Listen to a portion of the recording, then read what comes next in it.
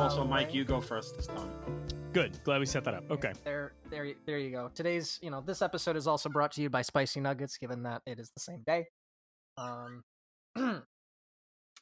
right, guys, I got a pretty straightforward question for you guys. What was your favorite? Blah, blah. Let me back that one up.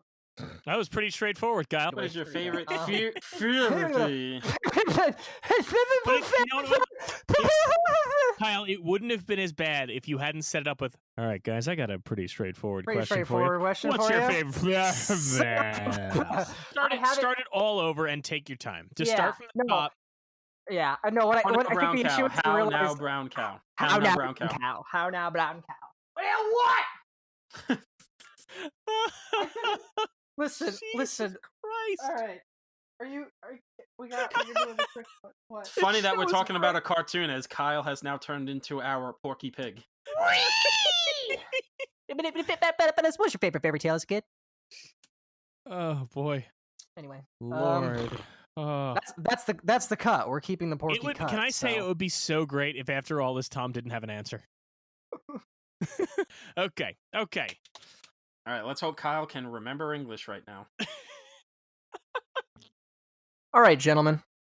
What was your favorite fairy tale as a kid? I think, and it's hard to know the influence, the ones that I gravitated to was I really enjoyed the stories from the Arabian Nights. Aladdin and Sinbad. I always liked those stories. I think that comes from, maybe part of that is, Disney's Aladdin comes out in 1992. And I remember there was a Bugs Bunny movie that was Bugs Bunny's Arabian Nights, which did all of the little segments. I feel like, especially in the 90s, the Arabian Nights were being mined a lot for stories. And I don't know if that's really the case anymore, but I feel like there was a lot of those in the 90s, the Scheherazade, that. And so I really enjoyed the story of Aladdin. I always liked Jack and the Beanstalk, which could also be because of Mickey doing Jack and the Beanstalk, but I don't know. I just feel like I always gravitated to the fairy tales that had an element of adventure to them, especially where you kind of were going from one place to another, and you got to see all these different worlds. So probably, Aladdin, Sinbad, Jack and the Beanstalk, those kind of stories. Okay, so you're genuinely not gonna believe this, but there was no fairy tales in my home. My parents just didn't introduce that to us. So I didn't grow up with fairy tales. I grew up with this stuff, and I genuinely just I didn't have the resources as a child with parents who didn't know these things. There was no internet. I just didn't have them. I did not grow up having a favorite fairy tale. That's the end there? Yeah. Damn it. I'm not that's literally. You were right. Holy shit.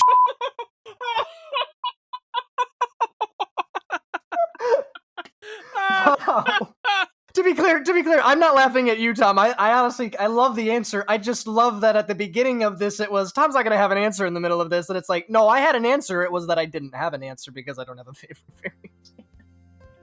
I love it. Boy. Wow. Okay. Oh, man. I'm keeping the Porky Pig thing, then. Hi-ho, it's off to work you go. So let us help you get through that morning commute. We're talking 1937's Snow White and the Seven Dwarfs here on You're Missing Out, with special guest Jordan Beck.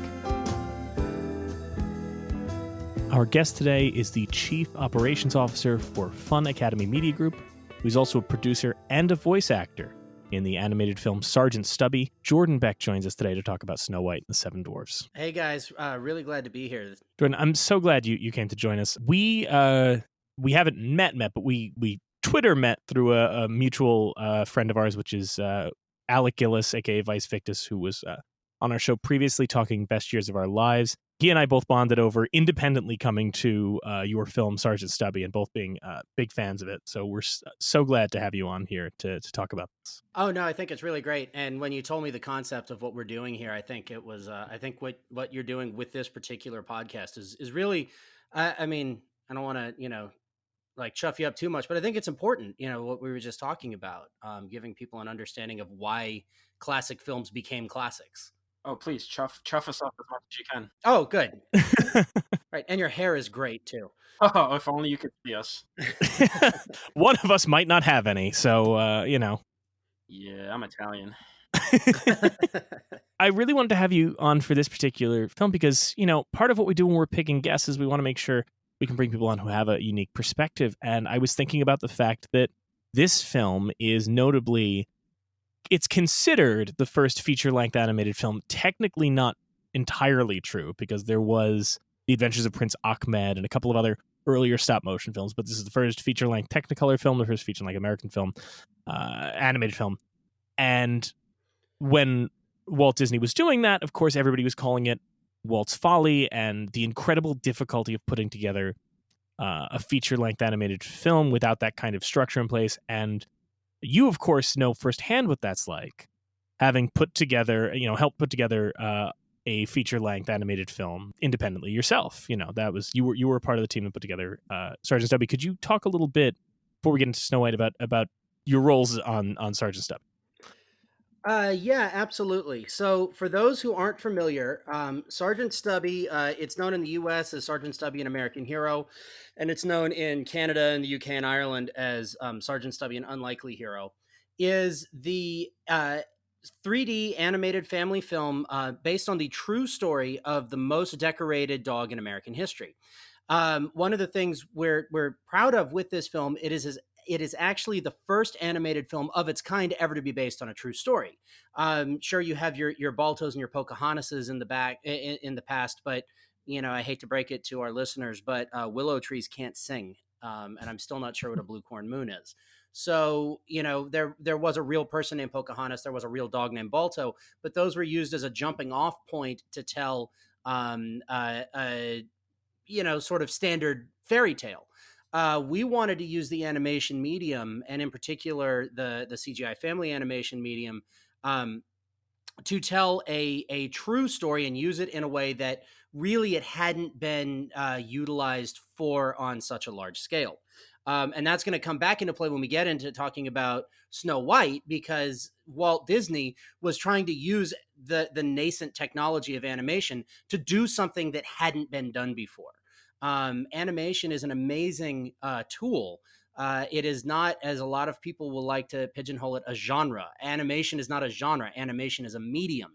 And that medium can be used to tell stories in a million different genres. So Walt Disney tended to use it for fairy tale and fantasy. 70 years later, 80 years later, we looked at this medium and realized, well, it's been used for fantasy and fairy tale for so long, but what if we used it to tell a true story, but using that family friendly medium in a way that was still accessible to kids? So Stubby tells the true story of the most decorated dog in American history. He was a little stray, pitty Boston Terrier, Heinz 57 All-American street mutt, who was rescued by a soldier training for World War I, a guy named Robert Conroy, and wound up in the trenches in World War I. Now, at the time, there was no such thing as a military working dog program. And certainly when you think of those these days, you think of like German Shepherds, Belgian Malinois, like big dogs, right? Not small little runts.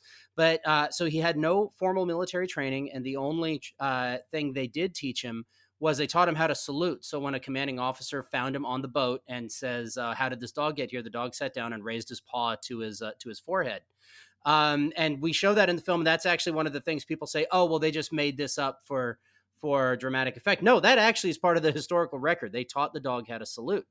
And he took part in 4 major offensives, 18 months in theater, 17 major battles. He was awarded the Purple Heart later. And he was, after the war, he came home, he led victory parades around the country. He met 3 sitting presidents. He went to the White House twice. He was awarded a medal in 1921 by General John Pershing, the commander of the American Expeditionary Force. So in 2018, that was the centennial of World War I's end. And we thought, what better way to bring this story or bring this period of history that kind of belongs to everybody? It's not just dry History Channel, little flags and maps going, saying, and then these guys did this, and then these guys did this. No, stories belong to us all. And there is a way to make stories palatable and accessible to kids. And through this again, this medium of animation that's so long been associated with family filmmaking, we found a way to make Stubby's story accessible. Now, to your point, Mike, all of that sounds great, but we did have to blaze a new trail because the animation industry does have, what it considers is an acceptable use for family animation, right? And acceptable storytelling styles. So we started our company, Fun Academy Media Group. We're an Irish American company, headquartered between Kinsale, Ireland, and I live in Columbus, Georgia, about an hour south of Atlanta. And we did the actual animation in France and Montreal. So it was a really international co-production from a new voice in family entertainment that was going up against some pretty entrenched preconceived notions of what family filmmaking and what animated filmmaking is and can be. And we can, I know we're here to talk about Snow White, so I won't go too deep into all of the, intricacies of box office and theatrical release in 2018. But long story short, don't open an independent feature against Avengers Infinity War. So I don't know if you like a pro tip for anybody on that. So we opened wide. It was sandwiched between Rampage and Infinity War. Did not get a huge audience in its original theatrical release, but we've gotten great reviews on Rotten Tomatoes. We have excellent audience scores. It's available on HBO Max and for sale on Amazon. So people are still kind of finding this movie. And realizing, hey, yeah, there's a new company we've never heard of telling a true story we may have heard of on a Reddit post a couple years ago, and doing fact-based animation in a way that my kids are actually enjoying learning history. It's actually been, I hate to sound like I'm like profiteering off of this, but one potentially positive outcome of quarantine is, when people found themselves unexpectedly homeschooling, is looking for different things to keep their kids engaged that had some substance to them. And so we found a lot of people finding us and going, oh wow, did you hear about this movie? And I'm sitting here watching Twitter going, yeah, I heard about it 2 years ago when I made it. Now, one little before we get into Snow White, I just want to point out my favorite little fact about Sergeant Stubby production-wise is that some of the animators, right? Mikros Image was one of the companies that worked on it, right, in the animation. Yeah, they did all the CG. Yeah, and they produced the last two Asterix and Obelix films, which is based on the French comic books.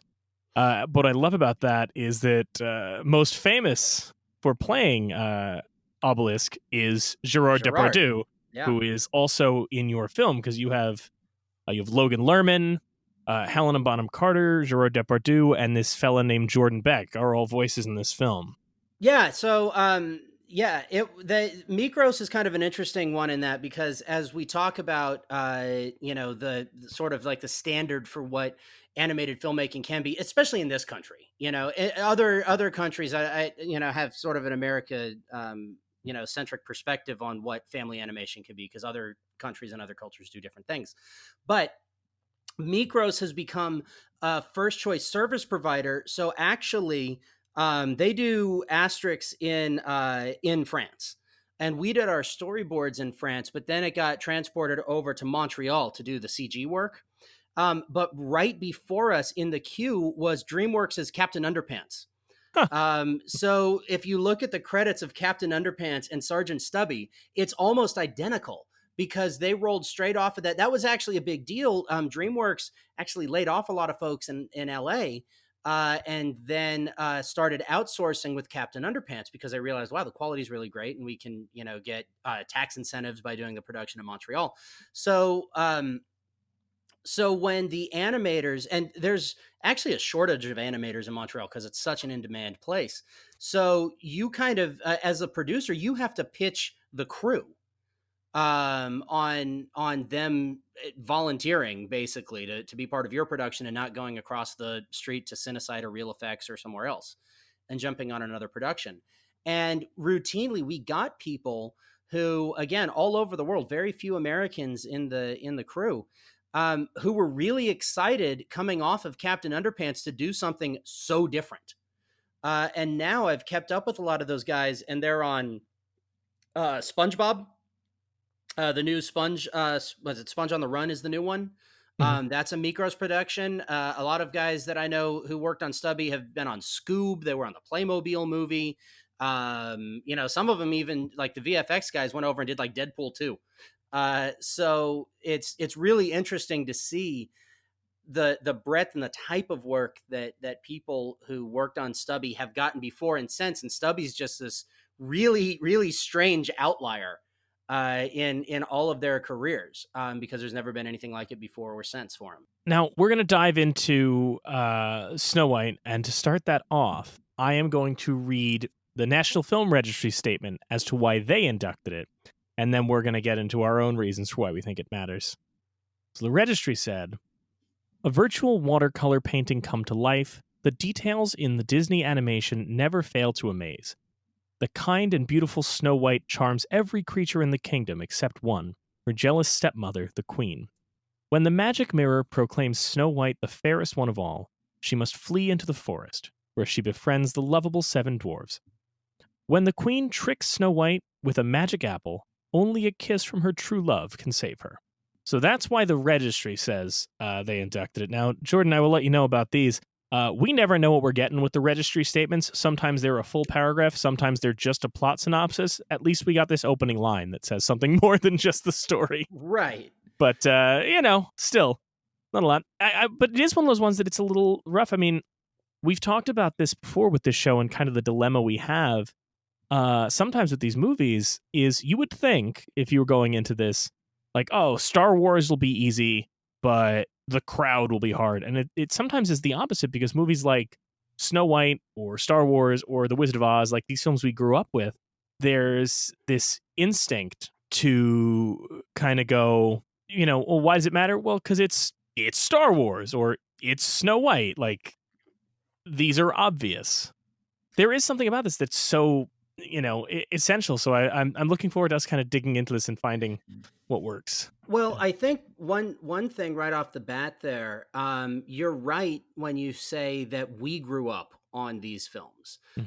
We grew up on Star Wars, and Star Wars to us means goofy 70s hair and an original trilogy, and maybe even a Christmas special, right? Depending on how hip your older siblings were. But when it comes to something like Snow White, it's an ingrained part of American culture, and yet people, I'm going to make a gross generalization because we can do that these days. This is for the internet, so it's the land of gross generalizations. But people under the age of probably, maybe even as old as 30, may have never seen Snow White. They will have seen things that reference Snow White. They will have maybe gone to Disney World or Disneyland and ridden a ride based off of Snow White. But the older these movies get, and the more things come along that reference, but maybe surpass commercially these sort of cornerstone productions, the more you find that even the most well-versed of audiences may have skipped that one. They can, because they get the idea. You're reading that National Archives thing, and it was inducted in 89, right? Mm-hmm. Yeah. So the audience that was part of the induction there had all seen Snow White. And so they kind of glossed over, because it's like, yeah, we've all seen Snow White, so here's the basic plot. But now, I mean, I would hazard a guess that the majority of Americans have not seen it at this point, even though they're familiar with the character and they're familiar with about that paragraph's worth of story, but they may have never actually seen the movie itself. Yeah, I would say that's probably true too. I mean, that's kind of I don't know, with a lot of movies, like, kind of elementally just like, oh yeah, it's Snow White, it's kind of easy to just like not see it. You just kind of like, oh well, I get it, and I don't know, I think there's a lot of other reasons that have kept Snow White maybe out of some of the youth's hands, but we could get into that a little further into the episode. But yeah, I because I didn't see it for the first time until 2016. I was 26. Yeah. Yeah, and you probably saw it because you were like intentionally trying to fill a gap, right? Yeah, I was just like, oh, you know what? Like, I hope to have a family one day. I'm a big Blu-ray collector, so like, I want to own all these Disney animated movies so I could have them for my kids or whatever down the road, you know. And I was like, okay, and I haven't seen most of the classic movies at this point, so I watched Snow White, and I was very much like, yeah, no, I mean, I'm glad I watched it, but it was also a bit of like, yeah, I mean, I kind of got it already. Yeah, I mean it's so enmeshed and ingrained into so many things, and you know, you enough uh enough Muppet Show jokes over time, you know, seep into the cultural consciousness for movies like this, or Wizard of Oz is another one. Yeah, That I personally, I know I'm here talking about Snow White, but I would say that the Wizard of Oz, pound for pound, is the greatest film ever made to me. I think it just technologically, story wise, performances, everything in the Wizard of Oz works and checks. But and so I'm always surprised when I meet people who have never seen The Wizard of Oz, because I think that one really holds up the test of time. You know, the songs still get you, the colors still wow you. oh But yeah. people, but they know it. Like, oh yeah, The Wizard of Oz. I know that there's the witch and there's the girl and she clicks her feet and you know everything's fine. I saw the one with Mila Kunis. Well, no, then you didn't see The Wizard of Oz. You saw Well, it. I don't think anybody actually did see that one. So, I mean, You know, um, Tom, you know I saw it. You I yeah, know saw I it in the definitely saw theater. it. well, it was released by Disney. Of course, you've seen it. Yeah. Hey, It's look, I saw it in the theater. It's a movie I saw. It's a good movie. it's certainly the last thing Sam Raimi's made. Yeah. It's almost like it's not exactly the same one-to-one comparison because this movie's like really just not good, but it's almost that same sense of like after like 100 years of cinema of all these movies inspired by this book, and then you see John Carter, and you go, oh, it really is just every sci-fi thing I've seen since like Flash Gordon serials and then Star Wars and Star Trek and all these things. And you go, oh, there's really nothing. It's different, Yeah. I know, because you could still watch Snow White and be impressed by it, but it's that sense of just cultural saturation of just, and I mean, not to really, take this movie to task or anything, but there's really not much going on in the actual narrative of like Snow White for you to like be surprised when you watch it. Yeah, Snow White definitely needs a little more context and behind the scenes to be wowed by it. Well, I think here's my thing with the Snow White that I find impressive because I tend to do a lot of deep dives before these because I'm a maniac with nothing else to do. I have no job. So one thing that's interesting is looking at the evolution of this film and how it came to be in terms of the genesis of how it came to not just be a feature length film, but how it came to be Snow White was going to be the feature length film is kind of like most things involving Walt Disney in that it's shrouded in layers and layers and layers of myth. It's impossible to really. I mean, I have if anyone has read the giant Neil Gabler I was just going to biography. reference that.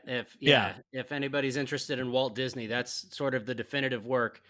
It's a little like insidery access type. I mean, there's some really good stuff. There are a couple points that it's upholding the myth. Well, that's the Um, thing. It's kind of feels like, there's 700 pages of it because it has to go, well, at one point, Walt said him and Ub got the job because Walt was charming, but another time it said that it was his dad. It's like all kinds of. right. So with Snow White, it's hard to decipher. Obviously, a big influence on Walt was there was a 1916 silent version of Snow White. So I watched that, earlier, and it's an hour-long silent film. It is so insanely plot heavy.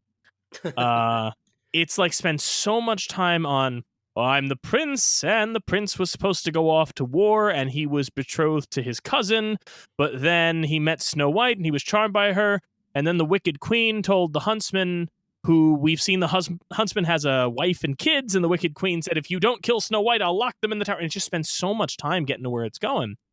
And with that in mind, then watching this Snow White, you kind of see where it was like, all right, we can cut things down a bit.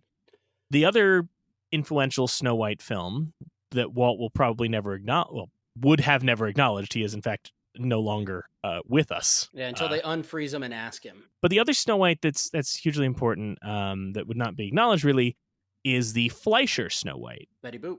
Yes, the Betty Boop, the 7-minute, which we will be covering in a future season of this show, because that's also in the registry. Oh, I didn't realize they had shorts in there as well.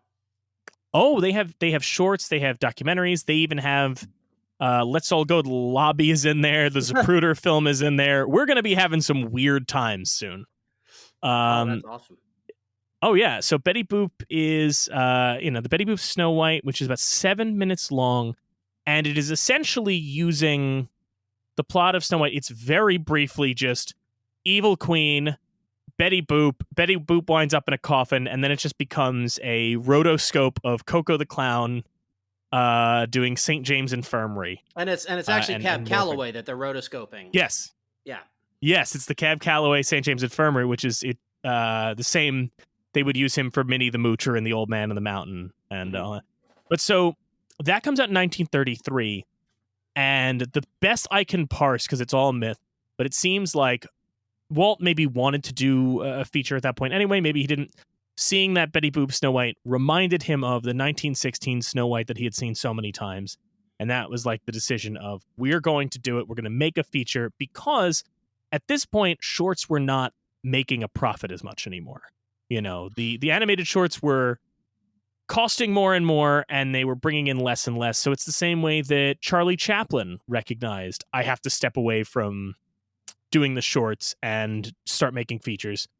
Walt kind of recognized the same thing and ended up bringing in Grim Natwick, who was one of the early designers of Betty Boop, to design Snow White.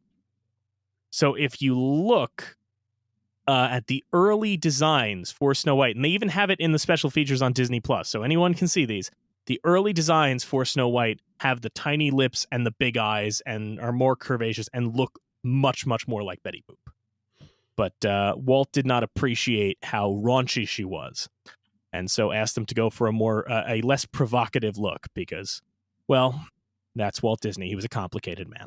Well, and it's a less provocative look, and also one of the things that's really interesting in the character design, even though there was very little rotoscoping that was allowed into Snow White, the three primary human characters, if you will, all have that very telltale rotoscope look to them, right? That very, the Snow White, Prince Charming, and the Evil Queen look like dancing Cab Calloway rotoscope. They look like, later rotoscope Cinderella with this no nose thing. Mm-hmm. That was apparently all the vogue. And I mean, you even start seeing it in like Bakshi films later. Rotoscoping just has this foreshortening problem with human facial features. And you see that still in Snow White, even though they tried to do as much actual animation versus rotoscoping as possible. But then it really comes alive when you deal with the fantastic characters. Like when you get to the dwarves and when the evil queen goes witch, the character design is so much stronger and bolder. And the animation is so much more, it's broader, but it's also more detailed. Like the guys who were making this film really had more of a feel, I think, for the gag, which is what they'd been doing beforehand in the shorts, in the Silly Symphonies, in Mickey Mouse and Donald Duck. They'd been working on the gag for years, and Walt was originally a gag guy. And I don't know if it was with Snow White in particular, if it happened a little bit before, that Walt wanted to start steering away from gag and get more into story. But certainly when he decides to make a feature-length film, he decides to tell a story versus focus on 7 minutes of laughs. And so whenever that decision starts to be made, you see it sort of like at its peak with Snow White. And gags were still important. In fact, he had a policy at the studio. It was open to anyone who worked on the lot, which was the old Hyperion studio. It's not the studio that's there today, but in Burbank. But anyone could submit a gag, and if your gag got in the movie, you got $5, which, judging by inflation, would be about $85 today. Yeah. I if you're mean, gag yeah, rated film. he had $5 a gag, but there was still a lot that got cut because he was now focused on story more than laugh. Yes. So they even threw away final animation, which one of the things, to steer it back to me, one of the things with our film that we realized, again, making a movie that we were independently financing outside the studio system, is final animation is expensive. So you want to avoid throwing away animation because it's not like live action where when you go to film school, they say, film is cheap, keep shooting. Especially in the digital era. In animation, that's not true. So when you read about Walt Disney, they animated these sequences and then he just said, "Nah, it doesn't serve the story. Cut it." I mean, for the guys who animated those sequences, that must have just been a heart attack because they got paid for it, but that was months of work that just got canned. And so yeah, for Walt Disney, he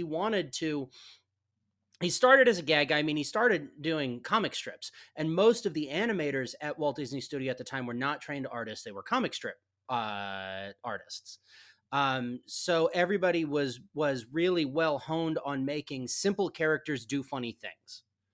And when you see the very first of the rubber hose style Steamboat Willie, Mickey Mouse's, and even before that with like Ubai Works and the Alice cartoons and everything else, it was all about doing as much in service of the laugh.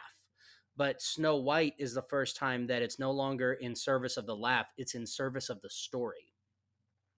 And that was a new thing in animation, certainly. It's not a gag movie. It's definitely going more for like a tone and a visual feast for the eyes and all that. But the dwarves, they They're get into a lot of hilarious. gags. Yeah. They're doing some gags. Well, the original draft of the film was about the dwarves. It wasn't about Snow White. It was supposed to be like 80 plus minutes of dwarves being funny. And then at some point he kept chipping away and suddenly realized that instead of just being a gag reel for animated dwarves, which would have been funny, may have been successful, maybe not, may have gotten played out, frankly, over that much time. Unless your gags are surefire hits, if you've ever watched something, a feature-length film that's a gag a minute, man, you got to land them. Because it's not like in TV. I mean, jumping way later, but like something like Futurama or The Simpsons, where like the whole Matt Groening thing is keep shooting jokes because if this one doesn't land, the next one will. Well, have you ever tried watching a movie like that? It's exhausting. Because either every gag hits and it's a Marx Brothers movie and it's fantastic, or your ratio of work 60% of the time every time is just a recipe for failure in a feature length film without a story. So to make the decision to have this like bounty system for gags for the dwarves, but then make it even more competitive by changing the focus of the film from dwarf gags to a story, and now the gags suddenly have to fit, is one of the things that I think typifies Snow White for its time. And not only that, but Snow White, unlike a lot of these movies, I'll go with two of my favorite movies ever made, The Wizard of Oz and It's a Wonderful Life. Both of them are absolutely fantastic films, and I think stand the test of time now, but they were not major hits at the time. No. It took 10 years for The Wizard of Oz to recoup its budget and box office because that was pre-TV. And It's a Wonderful Life, I mean, basically put its studio out of business until somebody forgot to renew the copyright. And so NBC started broadcasting it on Christmas 30 years after it came out. So there are so many stories in what we would consider classic films now that at the time weren't successes.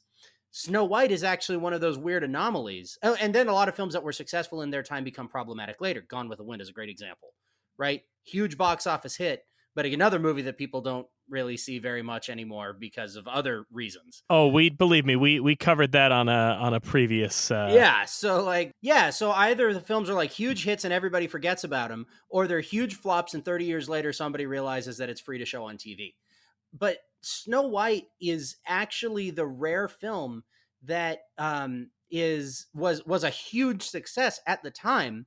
And even though a lot of people haven't seen the movie these days, they're still culturally aware of it. You can make a Snow White and the Seven Dwarfs reference in any children's show right now, and the kids are going to get that. Whereas you make a Gone with the Wind joke and, SpongeBob, and it's going to go over a lot of heads. And I think there's something to the fact that, I mean, obviously part of that, and we should note, by the way, you mentioned Gone with the Wind, Sleeping Beauty broke the box office record for highest grossing film of all time that was held by Birth of a Nation. And then that record was overtaken 2 years later by Gone with the Wind. So it's in a problem sandwich. Snow White, not Sleeping Beauty. You said Snow White. Yes, my mistake. Yeah. Snow White. Yes. Sleeping Beauty would come much later than either of those films. Yes. But yeah, absolutely. That's actually a really interesting point. And when you adjust for inflation, Gone with the Wind and Snow White are still two of the most successful films of all time. Thankfully, Birth of a Nation is not. Yeah. Well, part of it too is that Snow White was one of these things that because Disney, before home video, they would re-release it and people would just go, I have to see it again. There was this feeling about it. I mean, John Belushi had that great routine in the first season of Saturday Night Live where he talked about seeing Snow White at Radio City Music Hall when they were thinking of shutting down Radio City. He went on some rant about, I remember seeing Snow White. I saw Snow White in 1997 in the re-release. I think it was 97, right? But there was a nationwide re-release, for the 60th anniversary. And my mom took me to a theater to see Snow White because she, by God, was going to make sure that I had a chance to see Snow White the way that she had seen it growing up in the 50s. Well, that was also, we can get into that, but that was also the Eisner era of recognizing, we have all this IP, we have all this stuff. Yeah. Let's make use of it, which is, privately, Tom and I always arguing about studios not understanding what they've got on their hands. And that's the one thing Disney recognized. Walt had a very good sense of branding. And then when Eisner and Katzenberg came in, they had that same sense. And Snow White really is the template for not just, what our idea. You mentioned that America has a very limited idea of the animated film, and Snow White is partly to blame for that. And I love the film, but it is this thing of everyone was just like, oh, do that. In fact, 2 years later, Fleischer, in an attempt to catch up with Disney, because they were like Disney's main rival. We always think of it as Disney and Looney Tunes, but it's really that's Fleischer way later. Yeah. Fleischer was giving them a run for their money. Fleischer were the ones using the multiplane camera initially. Ub Works was too, but Fleischer was using the multiplane camera for Popeye the Sailor Man. Was gone by the time Snow White came out. Like, he was doing. He was doing his own stuff. Oh yeah. Ub was doing his own stuff with multiplane. Then Fleischer starts doing the multiplane with Sinbad the Sailor, Popeye the Sailor meets Sinbad the Sailor, but they were using a horizontal multiplane camera. Walt had the idea, and his team were doing a vertical multiplane camera, which for anybody who's listening has no idea what that is, it was basically the idea of, when you're watching, if you watch Snow White or The Old Mill, and you notice how the camera can actually kind of do these panning shots or zoom in and zoom out, and the environment moves around them, it adds a new dimension to the animation. So they were using a camera that was elevated, and it would lower down and raise up, moving through the planes and the layers of the frame. And they tested that out on Old Mill, and then did that more in full with Snow White. Fleischer was felt one-upped by the feature. So I mentioned it to Kyle before as kind of the rivalry between the Beatles and the Beach Boys of who can do more weird tech stuff. Fleischer made Gulliver's Travels 2 years later. And it's so desperately trying to be Snow White.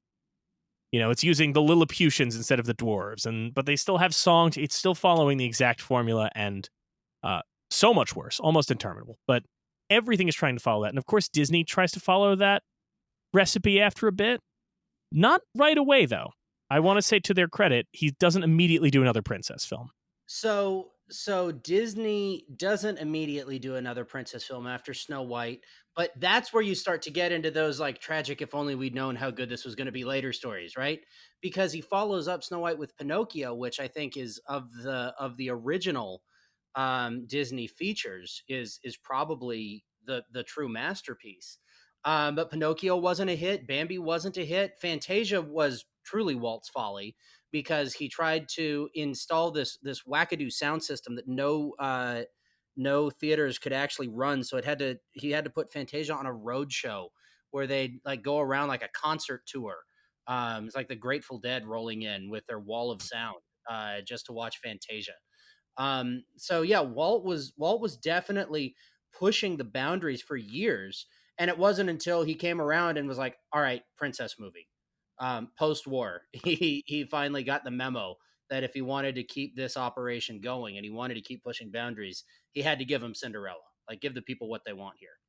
I mean, listen, we could fill this entire podcast with just crazy Walt stories because God knows I love them, and I give Tom that information whenever I come across it. Hopefully someday we get to talk about how Walt basically convinced FDR to subsidize some of his movies. Yeah, yeah, I live for all that. and give him a trip to Mexico too. Yep. It's like, yeah, great vacation plan. I live for it. But with this, I was saying to his credit though, he didn't immediately do that, but everybody's trying to do it, and still now that's our format. Whether it's being done sincerely as Katzenberg and Eisner pushed for in the Disney Renaissance, or whether it's being done ironically and mockingly as Katzenberg would later do with Shrek, like that's kind of become what we see animation as here in America, and that's because this was just the spectacle of all spectacles. I mean, that one of the things I've said about Stubby and talking to folks about what Fun Academy does and why we've done what we do is like, look, the animated film has been the realm of fantasy and fairy tale since Walt Disney said he wanted to make a princess movie. Like that set a standard, and it was such a successful standard, both artistically and financially, that was the thing. And now over time, yeah, it's either princess movie or fantastic comedy. That's what animation is. And you have variations or blends of both. Some good, some not. You mentioned like the Eisner years and the Disney Renaissance kind of having a genuine approach, but I would argue that it's genuine, but it's also cynical, because there's a cynical cash grab, especially as it goes on. Of like, all right, where are we going to get our next version of the same princess story? I know. What's Eddie Murphy up to? Let's send him to China. To like, that's, you start to see a lot more of just grabbing for whatever the next princess IP can be. And you see that, I pick on Disney right now, and I'm sure they're crying themselves to sleep in Scrooge McDuck's Money Bin, to hear my criticism of some of their work in the 90s. But that's ridiculous. That's implying that either Jeffrey Katzenberg or Michael Eisner have anger problems, and that's completely unfounded. Patently false. Let me just hide my copy of Disney War. We won't talk about it. Yeah, I mean, but and I say all of that as if I wasn't a voracious and still am a voracious consumer. My son is 6, man. I mean, like we paid 3 years in advance for Disney Plus because we knew what was coming. I bought Mulan the other day. I have no children, and I did all the same things, so Yeah, you've at least got an excuse. Mike is his own child. Yeah. I almost kind of I don't know, kind of feel like I don't know, I have a little anger. Maybe not anger is the right word, but that sort of feeling towards Snow White, because it did send American animation down one path that we really, really, really just cannot get out of. Like, I mean, even with Pixar, like for every Wall-E they do, which is really nothing like anything Walt was doing. It's not a fairy tale movie. There's no songs or anything. There's still like, okay, these are for kids. There's a very strict formula. We can't really break out of it. Mike knows firsthand this year. I ran through every Hayao Miyazaki movie, and I'm slowly working through the other Ghibli movies, and it makes me really, really sad that we can't get movies like that in America. Of like, you could still aim a movie at a child, but you could also tackle deeper things, break a formula a bit, because I mean, this is a guy who went from My Neighbor Totoro to Kiki's Delivery Service to Porco Rosso, and then does Princess Mononoke, Spirited Away, which is like, I couldn't even possibly fathom an American child watching that movie without like having a tantrum. Then he does Howl's Moving Castle, but then he just says, "Oh, I'm gonna do a kids movie again. He has a movie about a fish girl, Ponyo. Yeah, man." And it's like I wish we could get American movies that then do like, yeah, we're gonna make a movie about. I mean, you kind of did it, but like a movie about World War II fighter pilot engineer. I mean, you guys made a World War One movie about a dog. Like it's a real story. It's as much as I do respect the movie and it's a visual feast. It is just one of those things of like, man, I really do wish Pinocchio or Fantasia didn't send Walt having to like retreat to his safety blanket. Yeah, I mean, one of the things, and you get this in the Neil Gabler book, but one of the things about Walt Disney that, and yeah, he's a complicated guy, right? And I don't want to turn this into like a Walt Disney apologism tour. But a lot of people have a lot of feelings on Walt Disney these days, and a lot of them are predicated mostly on things that happened later in his life, after the strike, which he blamed on communism, and after all of the decisions he made that were so ardently anti-communist that it wound up having him like side with other people who were also anti-communist, but also anti a lot of other things. But Walt, as a young man, was what you would call a disruptor today. And Snow White, for as very conservative as it feels now, was a disruptive film at the time. It wasn't an outsider film. I mean, like Walt Disney was never Ralph Bakshi. But it was certainly something, as Mike was saying, it was called Walt's Folly when it was coming out. He was doing something that everybody's like, well, that's not only impossible, but it's also stupid. And he nailed it and showed people that you could use this technology in a certain way. But of course, the business of entertainment being what it is, sort of forced him, as you were saying, Tom, to kind of retreat into a all right, play the hits again. Well, it's even funny too because you see it after he dies too, and I mean the infamous like dark period before. Oh yeah, you're talking about when like Don Bluth was running stuff, yeah, in the Yeah, I mean 80s. you got stuff like the Black Cauldron, and they're like actually kind of trying to like do other things, and it's just they just keep face planting, and there's an argument to be made. Well, those things they were making weren't good or not the best they could have done, but there's still this sad sense of like, man, they're trying, and it's just the people I just know. do not want anything outside of the little structure they have.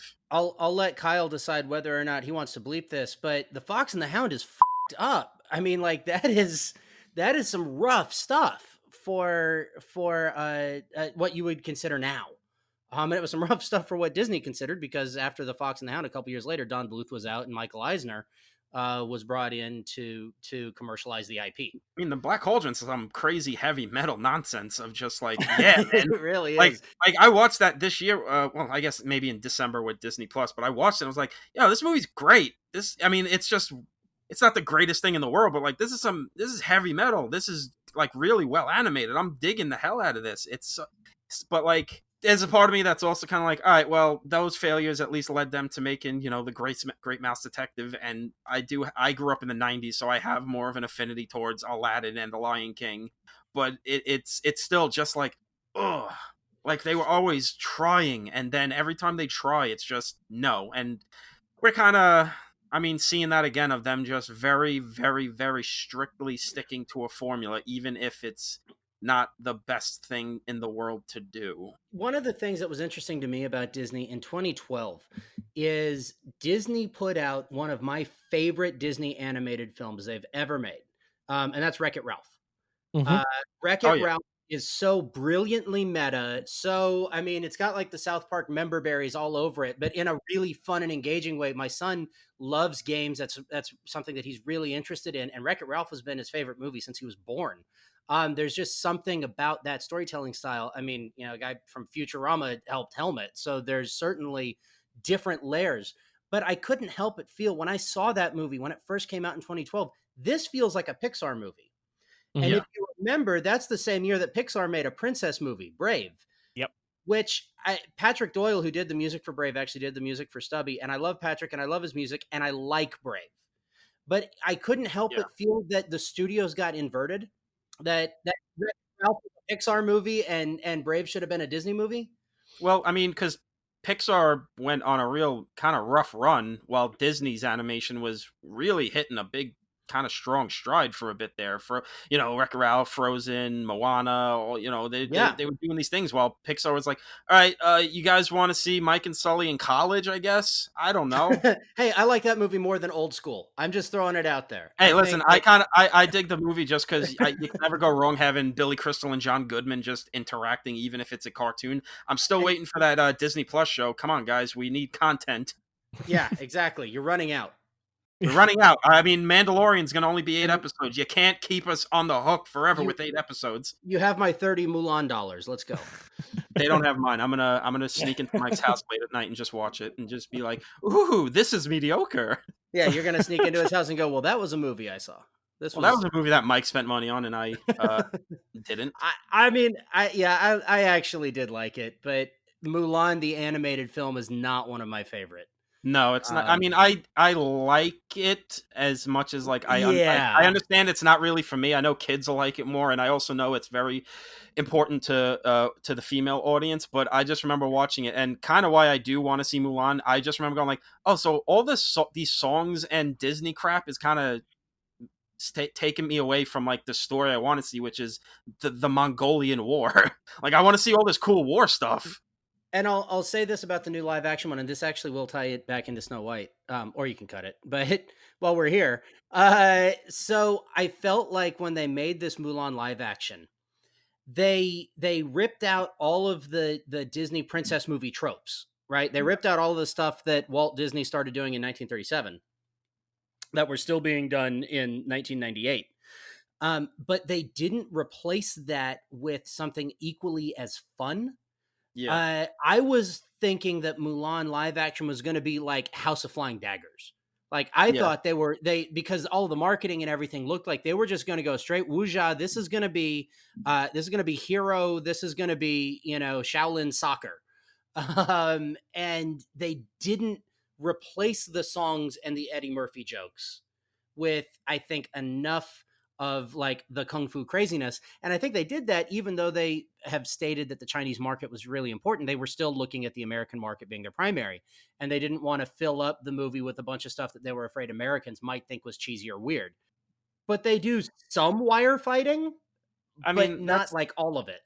that's kind of feeling like we'll quickly get back to Snow White. I just feel like that's kind of the problem Disney's is hitting now, which is the problem they always seem to hit when they try to do new things, which is just, well, okay, I guess we got to just do the safe thing, which in this case, making blockbusters is, well, we got to just make sure everyone's happy, which is kind of leaving nobody happy. If I may, there's also an element that I often feel where I'm like, especially with this one, with Mulan when I watched it, which I think it's fine. I don't regret watching I like it. But I do sit back when I saw some of the reviews that were like, this is in fact a sin, where I was like, what did you want this to be? Like when I saw a review before I saw the film, Tom sent me a headline that goes, well, they pretty much give Mulan like the Force. And I was like, oh, how are they going to do that? And then I watched it and they go, you have strong chi. I'm like, I feel like that existed before the Force, guys. Yeah, I feel like going back to the well. Well, and also like getting Donnie Yen to deliver that. It's like, I am one with the chi and the chi is with me. Tom's right, about Disney having to play it safe. I do kind of feel like they are so identified with a particular brand, with a particular vibe, and it's not really a vibe that Walt himself ever pursued. I mean, yes, he made things that were good for kids, but he was very clear about the fact that he just wanted to create things that were whimsical, and he wanted to create things that an adult could go to Snow White and feel like they were a kid again, not that there was anything wrong with, it wasn't like it was made exclusively for kids. Even Disneyland, when he opened it up. Fantasia sure as hell is not exclusively for kids. Exactly. Yeah, I mean, like, there's nudity in Fantasia. Yep. And give me that Blu-ray. Give me a 4K disc. Give me a 4K disc of that. Like I said, heavy metal Disney. Just keep giving me some stuff I can paint on the side of a van. And that's a code movie. That's a code era movie. But Centaurs, I guess, weren't covered by the Hays Code. Well, and even with Fantasia, we're doing Fantasia next season. But Tom and I went to see that in theaters. He had never seen it before. Because it was kind of this thing. Tom mentioned he was starting to watch Snow White because he was thinking like, hey, I want to know these Disney films. And of course, he mentions that to me, and I have the entire, I'm deep diving through all this stuff. So I'm like, here, take Do you all still have this, the Do you still have the white clamshell VHSs somewhere? Oh yeah, of course I do. Okay, good. You've never seen his house. His house looks like the freaking warehouse at the end of Indiana Jones, but for Top nerd men. nonsense.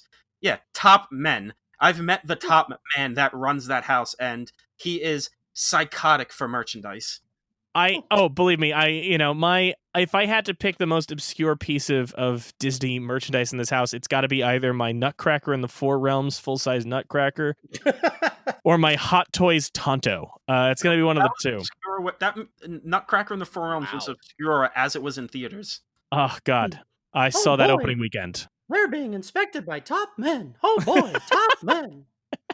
Mickey Mouse has now gotten so large he is floating over the city of South Park, raining fire down upon the citizens. But with Snow White, there's something about the fact that he really did something remarkable. I think about Snow White to me is less. What he was trying to do with Snow White is less make a film for children, as when you look at La Belle et la Bête, the French Beauty and the Beast that would eventually inspire the American one. Are you talking about the Jean Cocteau? Yes, the Cocteau. Yeah. Yes, which it opens with this whole title card that's just like, I want to make you feel. I want to use the power of cinema to make you feel that sense of wonder that you haven't felt since you were a child. So the editor of Sergeant Stubby, if I can just throw in something on Please. that, our editor was a guy named Mark Solomon, and Mark had been he edited Chicken Run. He was an assistant editor on Space Jam. He was with Shrek before Shrek became a fractured fairy tale. Actually, that was kind of interesting when it was still a Chris Farley vehicle before his death. And so Mark, when we were talking about some of the ideas for Stubby and using the film to do this true story storytelling, and Mark made a point that has stuck with me. And I will say that we didn't necessarily listen to him at the time, but it's something that's worth like keeping as a check on what we do. That animation is too expensive just from a nuts and bolts, like, how it gets made. It's too expensive to not be fantastic. What he was saying with that is, like, if you're going to do something in animation, it needs to earn animation. And so one thing that I'll give Walt in this, and I actually like Snow White. I mean, I'm a fan of Snow White. I'm a big fan of Walt Disney. But I think in terms of this, Walt, while he was saying to his animators that all of your gags need to be in service of the story and not in service of the gag, at the same time, he had the foresight to realize that the story that was being serviced was not what people were there to see. No. It's kind of the I said earlier that, there's not much, meat on the bone with this movie. There's not really much like events. It's kind of very thin in that way, which in 2020, if you've been raised on a lot more hyperactive storytelling, it could feel a little bit like, which I think is another reason why maybe a lot of kids don't watch Snow White. Their parents know, okay, well, they're going to just lose their minds with this. It's kind of slow. But I do like with Mike, the point Mike was saying is that he was trying to make something you've never seen before, like trying to make you feel something. It's like, okay, we're doing something for the first time. We can't get like bogged down in a lot of moving parts narratively. I mean, they literally just skip like the story in a title card of like, there's this witch, there's this queen. And they bring in the second title card at the dramatic crux of the film because he realized like, all right, I just did something, because the animation right before that is scary as all hell. He watched a bunch of Caligari, like Robert Vine German Expressionist films. Yeah. And came up with the transformation sequence that's straight out of Nosferatu or the Cabinet of Dr. Caligari or Metropolis. And then he realizes like, okay, well, something really dramatic has happened, and Snow White, everybody thinks she's dead, and they're going to put her in a glass coffin, and this is a weird plot point, and how do I get the dwarves from point A to point B? I'm putting her in a glass coffin where the prince is going to kiss her. Hell, I'll just throw in a title card that explains the whole thing away. Yeah, like, I'm not even going to try telling that. I'm just going to let people revel in the animation and fast forward the story. Yeah, because it's like when you watch the movie, like I watched it this week for it, it's like, okay, her like the dwarves coming in and like seeing the house has been cleaned up. That's like a 25 minute sequence of just like slowly like, oh, look at this, what's going on? Who's this? Who's here? It's like they don't get to the queen like, oh, Snow White's the fairest of them all. I'm going to turn into a witch and make an apple until like there's 20 minutes left in the movie. And Yeah. which I get, you know, you put yourself in the context of the times and what he's doing. He was smart in that, okay, I want to shock and awe. This is what it is. It's a feature-length cartoon. We really nobody's really done this before. There may be an example here or there, but we're going to be the first ones to do it. Big, bright colors, all this stuff. It's got these crazy, scary sequences. It's very fantastical. Again, making it that you make the movie like this in live action, you actually couldn't make it in live action at the time they made it because of how big, weird, and crazy it is. And it's like, okay, simple as possible, so people can just focus on the gorgeous imagery on display, the bright reds, the dark, the inky blacks, everything that we're doing here. And it's like, it maybe hasn't aged the movie well, like on its own textural terms in 2020. I think people, when you're older, you can appreciate it, but it's like, I get it, you know. Well, So I'll throw something else in there though. You were saying like you wish that there was more of an American, mainstream Miyazaki like culture, or that you could do something different. And one of the things, for better and for worse, I would argue with Snow White, is that you genuinely don't know what's coming next, even though you know the whole story. You know what's going to happen at the beginning. You know what's going to happen at the oh end. yeah, But that sort of like very tight 3-act structure is way looser in oh yeah, those early Disney films, starting with Snow White through until about really until you get, gosh, even past Cinderella, because Alice in Wonderland is bug nuts crazy too. But like they don't fall into formulaic storytelling at Disney for a long time, because he was focusing on the visual impact and the oomph that he could yeah. deliver and the emotional impact that he could get. And so the decision to like not introduce the main crux of the story until there's 20 minutes left and fast forward with a title card at the very end of the movie, no one would do that now. No, Yeah, no, not at all. now you gotta sit through. All right, so there's gonna be the midpoint set piece, and then they're gonna do the thing, and then they're gonna get to the end, and there's gonna be a big fight, and it'll probably start with a chase, and then there'll be a couple explosions, and then you got 10 minutes of denouement and one reprise of the main song. Like, And we know that. And now, it's interesting you say that, because it made me think of what Walt did with Snow White and what he did with a lot of his early films. If you take out the first batch of live action films that were produced for tax purposes, Yeah. that no one talks about the Sword and the Rose anymore. But if you set those aside, what he was doing when he was really involved in movies, and especially the animation, was the same kind of thing that when Spielberg and Lucas talk about where their idea for Indiana Jones came from. They talk about this idea of, well, what if we could just take all the exciting parts of a movie and cut out the rest and just put it all together? And what he's doing with Snow White and what he's doing with Pinocchio is really just that idea of like, what if I just take the stuff that's fun? What if I just take the stuff that I want to see in the movie? What if I just do that? What if I just take the moments that stuck out to me from the 1916 Snow White, or all these? You're right, Jordan. You mentioned him watching the German Expressionist films. The Witch transformation was based on Jekyll and Hyde. The man was a huge I mean, cinephile. You know, that sequence when she runs through the forest is straight up just horror movie stuff. I mean, there's no Yeah. doubt in my mind Sam Raimi had that in mind when he was making the first Evil Dead. and even on that, one of my favorite things to note is, and I'm talking to you guys, but I'll say this to the audience, that in Italy during Mussolini's reign, any movies that were deemed scary were banned. Right? They were just forbidden. Anything disturbing. And when Mussolini's reign ended and the fascist reign ended, the first disturbing film that was allowed to be played was Snow White. Yeah. And so an entire generation of these giallo filmmakers who grew up under Mussolini, guys like Mario Bava, guys like Dario Argento, Fulci, I'm assuming, is of that same era. Yeah. And these guys, their perception of Snow White is not, how we see it here in America, which is whimsical family classic, good for kids. It's, oh, this was the thing that was too scary. The government banned it.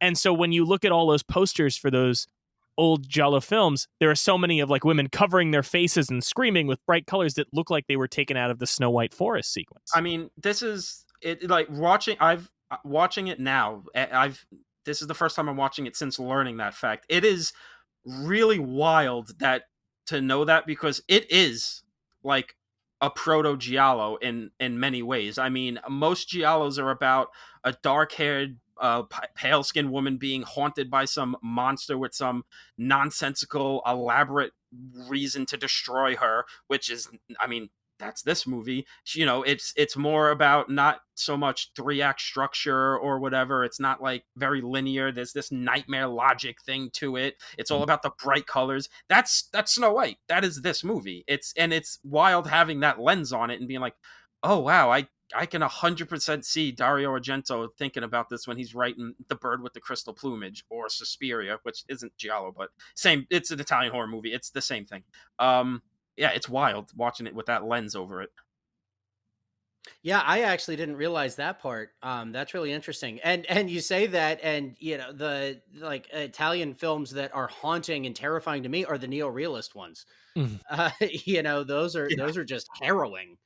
Oh yeah, the Um, Italians. I mean, wait, you No don't matter find what- sorry, Jordan, you don't find Rome Open City just a barrel of laughs? oh yeah, it's the Italians, no matter what my idea of genre a they're good time. doing, they just go to 11 with everything. Oh, we're making a neo-realist movie about how life sucks. We're really gonna make it about how life sucks.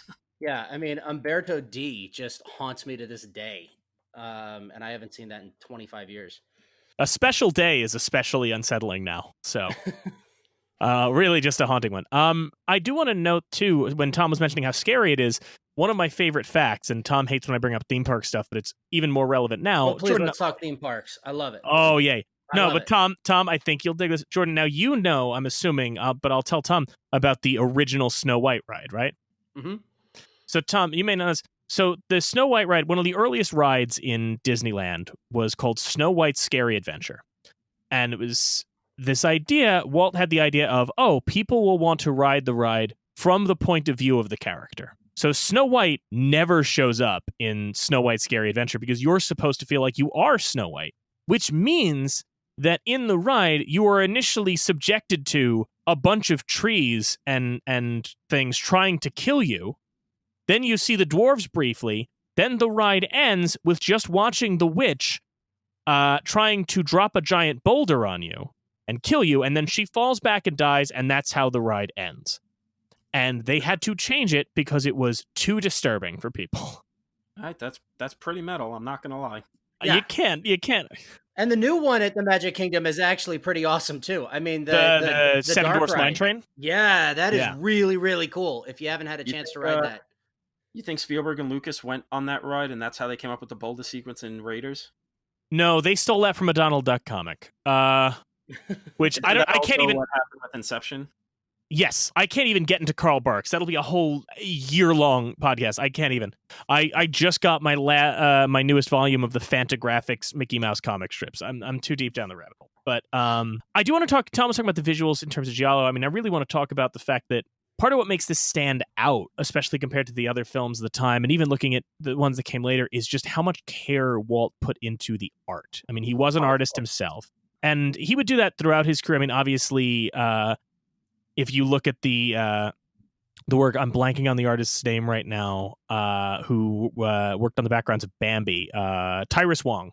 Mm-hmm. Tyrus Wong on Bambi, or Ivan Earl on Sleeping Beauty, which Tom knows I adore the art of Sleeping Beauty.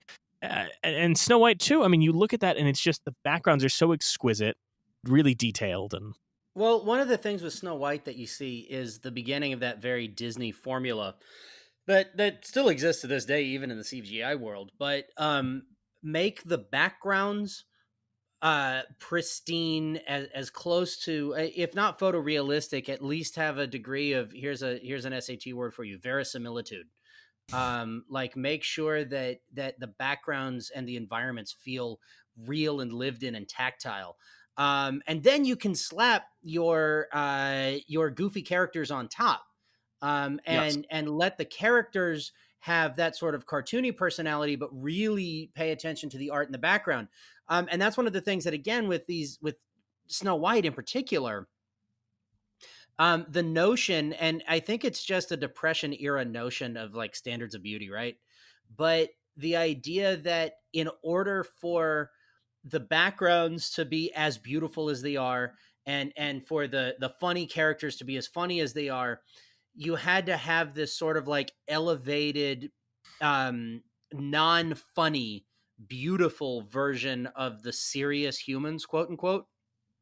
And so that's why you wind up with like this weird noseless Snow White, and weird noseless Prince. Or when you get to the next film, Geppetto and Pinocchio have a ton of character, and then the ultimate beautiful beauty of the Blue Fairy shows up, and nowadays she looks really weird.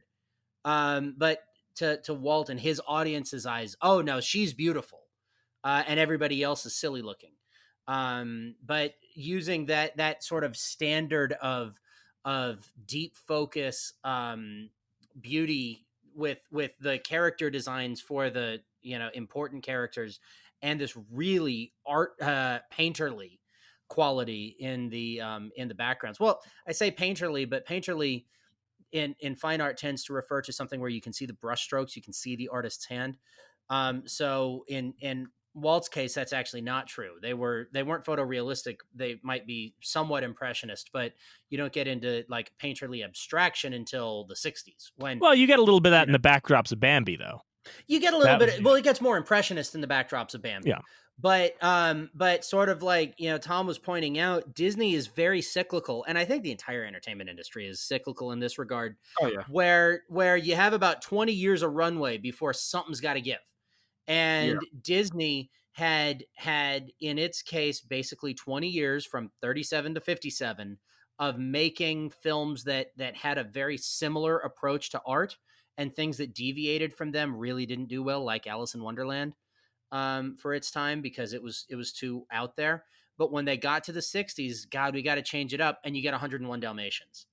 And 101 Dalmatians, the art style in that, you start seeing the sketches on the characters. You start seeing that Wolfgang Reitherman, like sketchy characters and just bold ink swabs in the background. So that sort of like deep focus photorealism is gone in favor of something new.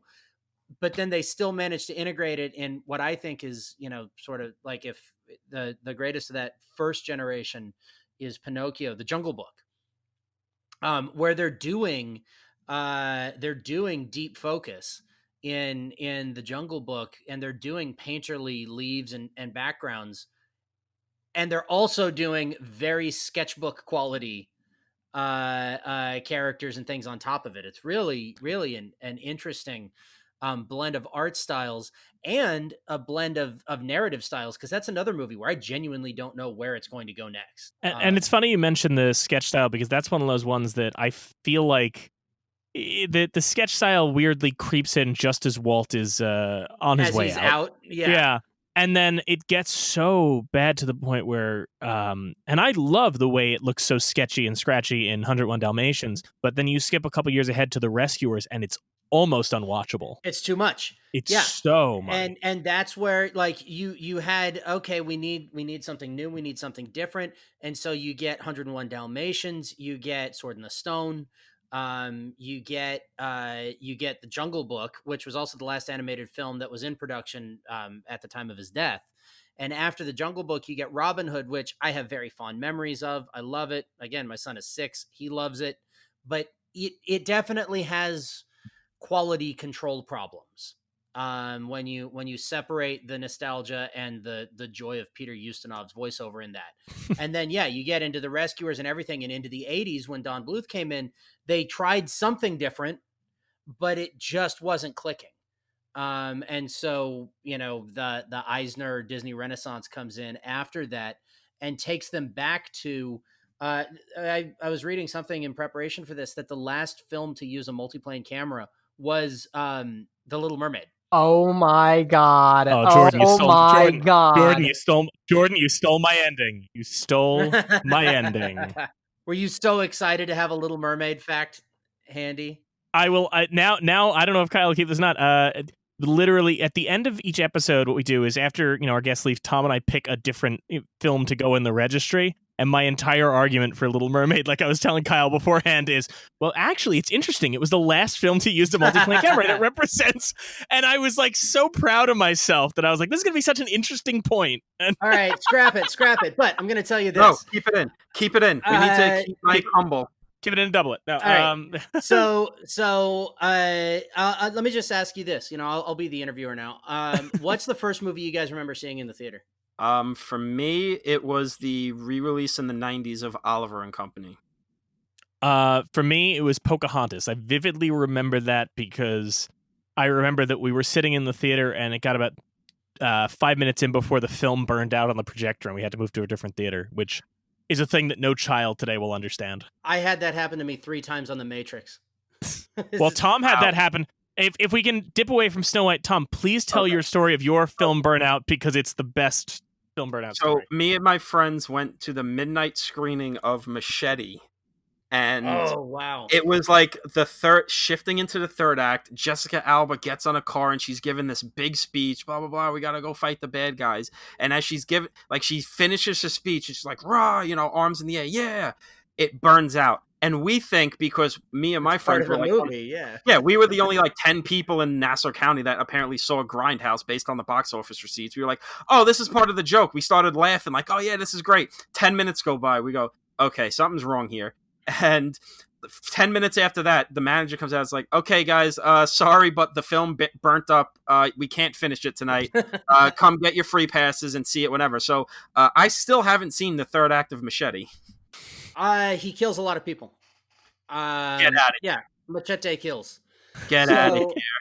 So I've had 3 film burnouts. 2 of them were on The Matrix, and one of them was on the Nicolas Cage movie Snake Eyes. But on the Matrix, my dad and I tried to see this movie 3 times. Well, the first 2 times, and the first time there was a burnout, and the second time there was a burnout, and the third time there was a head wrap. And the projectionist comes downstairs holding the lens in his hand, and so the manager gave us passes to go see whatever we wanted, and we went. The Mummy was just about to start. And so my dad and I go in to see The Mummy, and the whole, I don't know if you guys remember The Mummy, but the whole beginning is in subtitles, apparently. Oh God. And I say apparently because that theater had the aperture too wide. And so the subtitles were on the floor, and eventually the manager came in and like twisted a button and it was fine. But that was 1999. I never knew what they said at the beginning of The Mummy until earlier this year. I've gone 20 years not knowing what that was about. Well, you see, this is the experience we need to preserve. This pure theatrical experience of everyone making a mistake and ruining your night. Yeah. Yeah, the fire alarm going off right at the critical juncture in Harry Potter 1. Yeah. Just quick aside, the 90s, the Dracula, and the 90s, the Mummy, they're better than their original movies. Next, let's back to Snow White. Yeah. So we'll go with that. But the reason I asked that question is I actually have 2 answers. The first movie I remember seeing on the theater, one of them was a drive-in. And so Who Framed Roger Rabbit at the drive-in. And my family went and like set up a campsite in the drive-in, and my dad like had a Coleman stove and was cooking dinner while we were watching Roger Rabbit. But the first time I remember, and I know I'd been to a theater before, but the first memory I have like burned into my brain is at the Grand Lake Theater in Oakland, California. And if you guys don't know what it is, or if there's anybody listening from Oakland, they get it. But it's one of the old school movie palaces. It's a 1920s movie palace with the lights that's still there. And on Saturdays in the main theater, there's a Wurlitzer that comes up from the floor. Oh. And so they'll have like the organist before the movie and everything. And I remember the beginning shot of The Little Mermaid. And that when that ship passes by, and that just blew my mind in a way that nothing else has, before or since, because I was 4, and that just completely wrapped, like, movies can do that. And then later I realized that I'd seen Who Framed Roger Rabbit and I went, oh my God, movies can do that. But when you're a kid, you don't realize the complexity of animating live action and hand-drawn hybrid.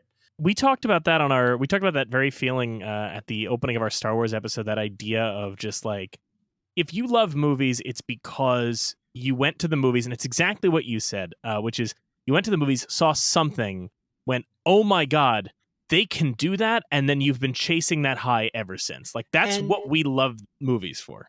But I'll say this too, like, for as much as The Little Mermaid just blows me away, and the music is still so good in that, and the animation is just brilliant and beautiful. But like we've been talking about with Snow White, when you actually parse down the story, there's not a lot there. No.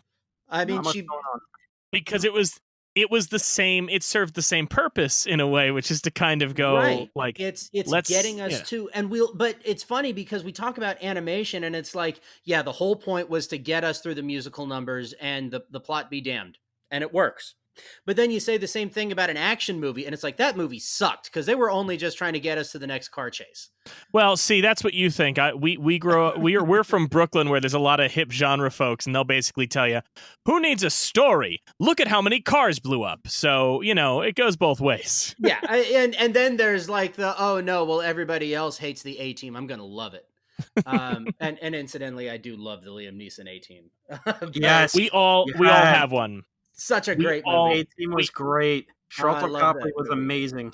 Yeah, the line "overkill" is underrated. I have used that so much in everything I do since that movie came out. That movie should have had like 4 sequels by now. I'm very disappointed in Hollywood and the country in general, but that's been a constant disappointment for everyone the last 4 years. Yeah, we have completely failed the world. We have failed in our role as a world leader because we haven't greenlit more sequels to the A-Team. That was the first sign America was hitting its downswing. Yeah, that's it. We're the end of the empire right there. I would like to point out that anybody tuning into a podcast about the National Film Registry is not expecting A-Team conversation. Not only that, I'm putting that up. Like, that's my you want a movie in the National Film Registry? What says America more than the A-Team? And not just the National Film Registry. The episode about Snow White. The episode about Snow White turns into an A-Team fanboy off. Yeah. I really appreciate this, and I'll just say this, Jordan. I really appreciate it because we didn't know what we were getting into having you come on, and I was kind of like saying to the guys, like, let's just make sure he might not be prepared for how off topic we can get and into weird. And nope, you're right there with us. Oh no, really that's what the joy of this is. I mean, I can actually send you some stuff that we haven't really shared on social media, but I'll you're welcome to share them. But the people who make animated films, there's sort of a misnomer. I mean, I was the one who pulled out the obscenity card to describe the Fox and the Hound. So people who make animated films nowadays, especially, went to art school, went to film school, have sort of like twisted influences. And just because you have, some out there influences doesn't mean that you can't make something that's really appropriate for kids and fun for all ages. Right. So there was an artist on the team at Mikros in Canada, and they had a whiteboard in there. I think he was on the previs team, which is basically like 3D storyboard. So you get the storyboard, and then it goes to the layout guys and the previs guys, and they basically recreate the storyboard, but starting with like popsicle sticks in 3 dimensions, so you can plan your camera movement. And then that gets redone when you start adding in models and everything else. And then the animators take those models with a wireframe puppet inside, and then it's actually like 3D animation is puppetry. They even refer to it themselves as being puppeteers or doing puppet animation. But anyway, so I think he was on the layout team, which is not somebody who draws. The layout guys are computer guys. They're not artists. But on the whiteboard every day, he would redo a scene from a movie or like an old movie poster but turning it about Stubby. Like, he did the poster for Aliens with Stubby. There was Stubby Gump, like Full Metal Olsen. It's just wild, the stuff that he came up with, like Stubby as the Terminator. And he was doing it all on a whiteboard. So he just had like 4 dry erase markers. But he would do these crazy drawings every day. And I would just, when I was in the studio, because I wasn't there all the time, but whenever I'd go to Canada, I'd make sure to just hang out in this dude's booth every day to see what he'd come up with next. Like, say hello to my little friend, and it's like Olsen and Stubby with Tommy guns or something. It's absolutely wild. Oh man, this is because we are. I promise you sincerely, we are legit Stubby fans here. That would Oh be yeah, he you was know. the best of the boys. I mean, Yes. Tom, if I may sell you out a bit, Tom, Tom's Letterboxd review is my favorite. 1917 would have been better if Stubby was there. Well, I gotta go to Letterboxd and look this up to give this person the credit she deserves. But the best Sergeant Stubby review on Letterboxd says, and I quote, this is from a woman named Ava. Anyone who has beef with Sergeant Stubby can my whole ass. Is that Full like my long lost sister? It's actually right below your 1917 would have been a lot better if Stubby was in it. But yeah, that is my favorite review I've ever seen of anything. Oh man, no. So that's great. I want to touch on one more Snow White thing while we're Yeah, here. while we're Well, here, let's talk just about Snow before White. we transition to something else, it's just we're talking about the animation and all that. Yeah. Mike's known me a long time. He knows my feeling on this. That just because you're the first doesn't mean that I necessarily think you're the best or you should get like forever credit or anything. But like Snow White's like kind of the first to do it, and like it deserves all the credit in the world because it still looks great. Like it didn't just Yeah. it didn't like to go have half measures with this thing. Like it at the time must have been mind blowing, and even today you look at it and go, okay, this like looks good. This wasn't just a thing of like, oh hey, we're gonna do this thing, and you got like a limited budget and like not much time, so just throw it on the screen. This is like And, no, this is art. This is real art. and we Visually. haven't said anything about this really, but also the music is good. That's what I was about Like to the touch on. That music was is my next really note. Yeah. is legit good. I mean, the silly song is a hilarious song. Well, Whistle everyone While You still Work is knows. a great Yeah, thing. everyone Yeah. still knows that. Like we said, even if you've never seen Snow White, whistle while you work. Yeah, I mean, Hi Ho's a Do. banger. So like, Hi ho slaps. yeah, Hi Ho slaps. The is fire. Can I? So I I tr- I truly love. My favorite thing is how much Tom and I both were like, we are not going to curse on this episode. And Jordan, the amount of times we're going to have to bleep you is delightful to me. Truly delightful. But to the music, the one thing I will say about Snow White is it does suffer from the thing that any movie from the 20s or 30s has, which is any woman has the voice of I'm wishing for the one, and every man has one song. That's it. Those are the two tones that you were allowed to have then. Well, I and was that goes into like their weird noseless thing too. Yeah. Like there's a standard for beauty and there's a standard for like propriety in songs, and this is what leading men and women look like. I off the track again, but contemporary. My son has become obsessed with the Marx Brothers, and I feel so proud by this. But every like Snow White sounds like Margaret Dumont. Yep. And Prince Charming sounds like Zeppo. And one of the things that's so great about the Marx Brothers is they're dudes at the time who are like mocking that. They're using Margaret Dumont to make fun of that Snow White kind of sound, but Snow White, in order to have that like mainstream beauty aesthetic, has no nose in this weird warbly voice, and that's just what was passed as good. I was gonna say there's really like one real thing that really just gets on my absolute nerves in this movie, and it's Snow White's voice. It's like a nightmare. I can't even like not even just the singing stuff, but like just her talking. I'm like, what is this? Who speaks like this? But to be defense towards it as well.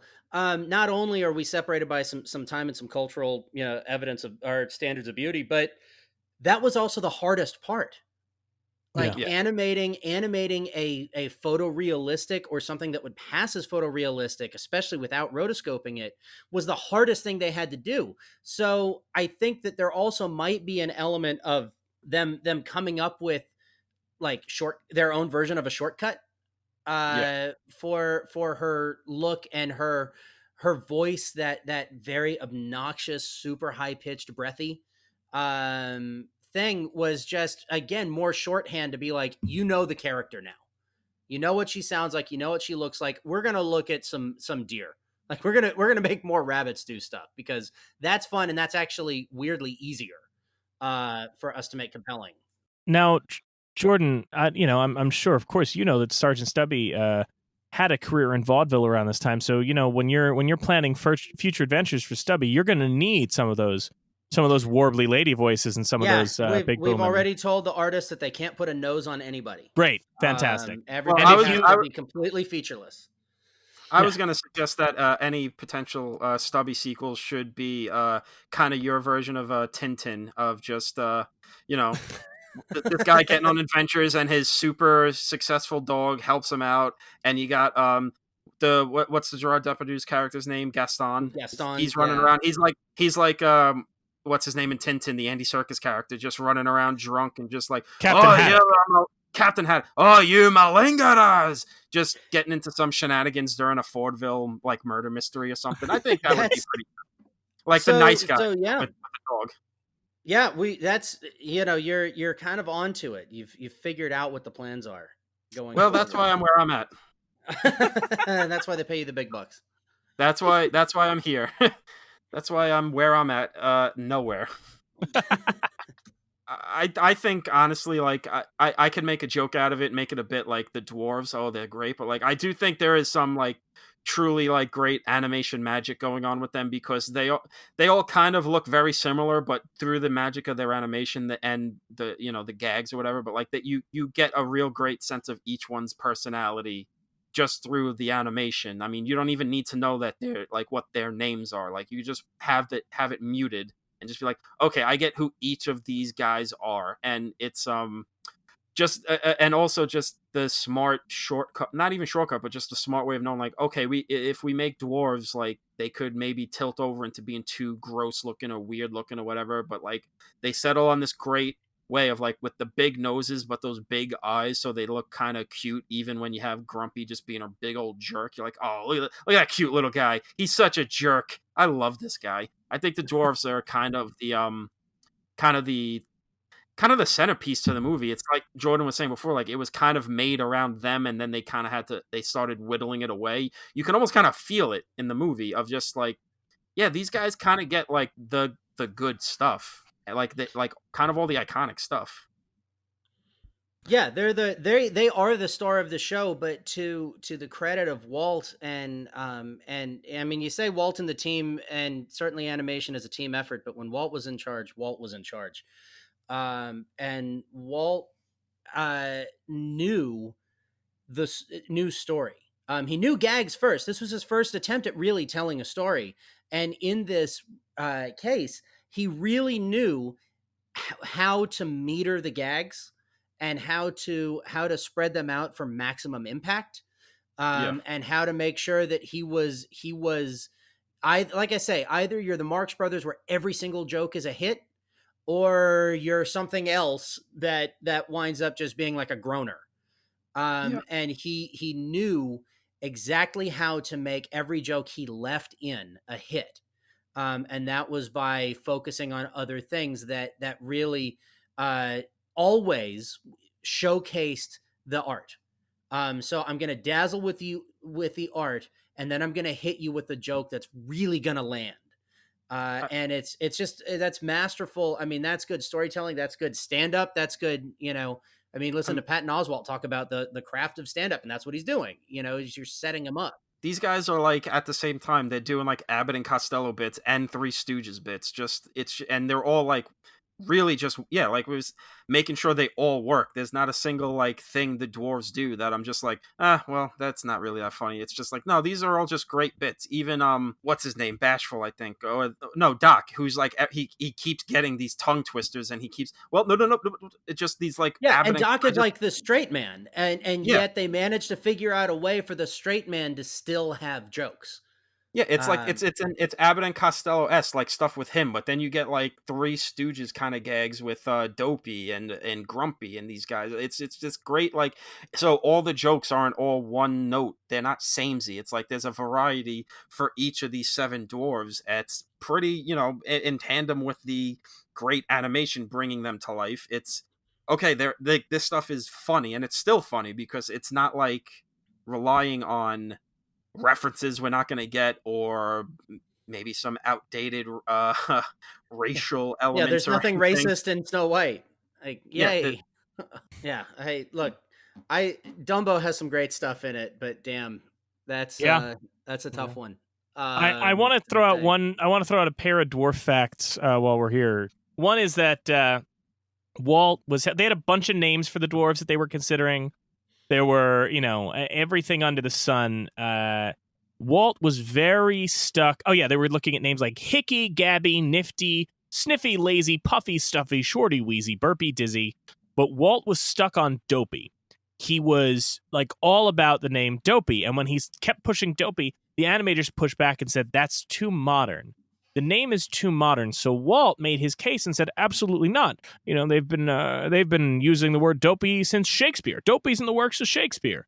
No, it isn't. He just lied, and they kept it in.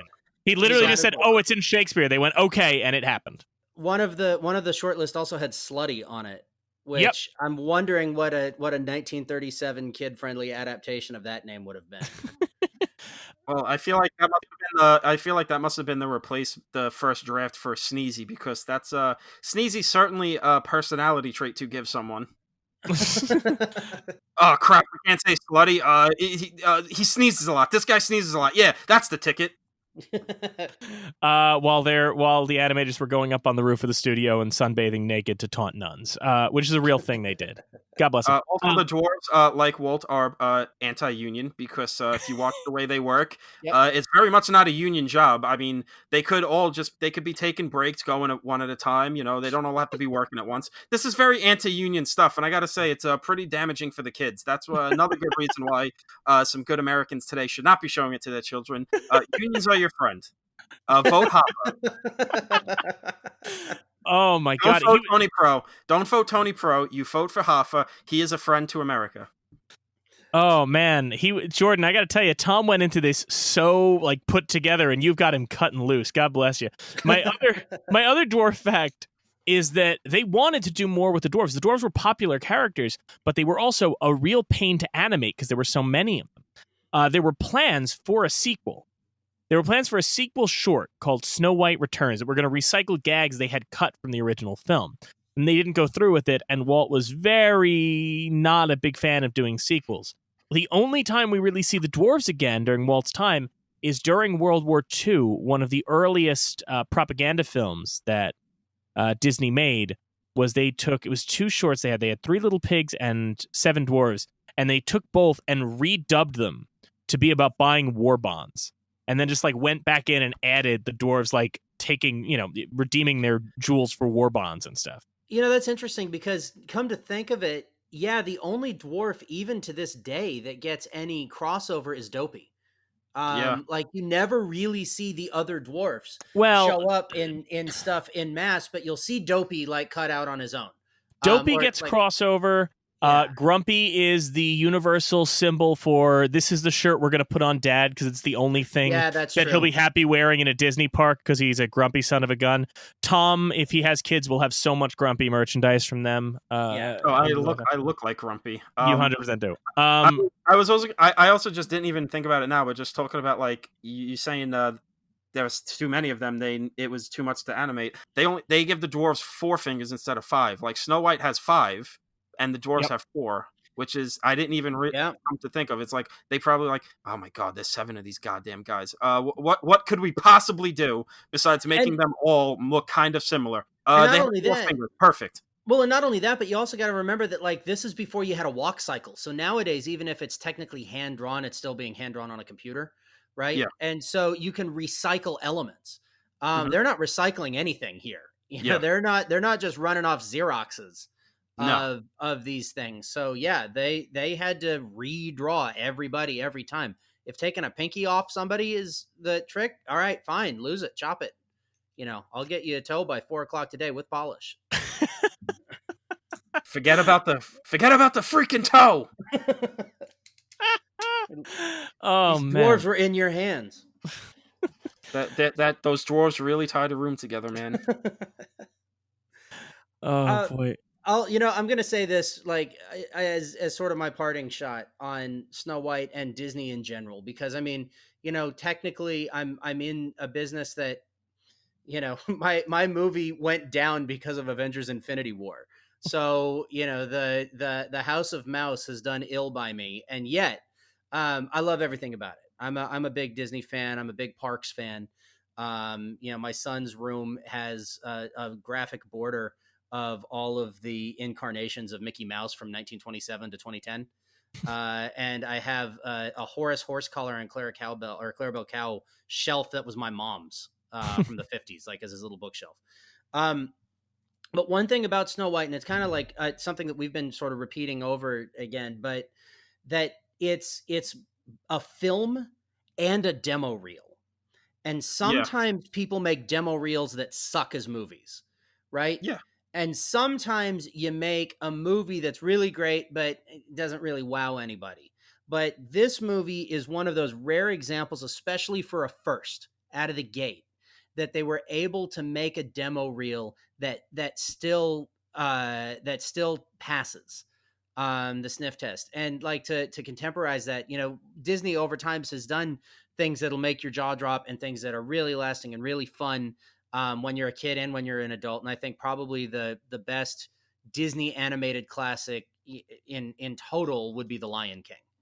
From the animation to the storytelling to the songs to all of the stuff, I think The Lion King really checks all the boxes.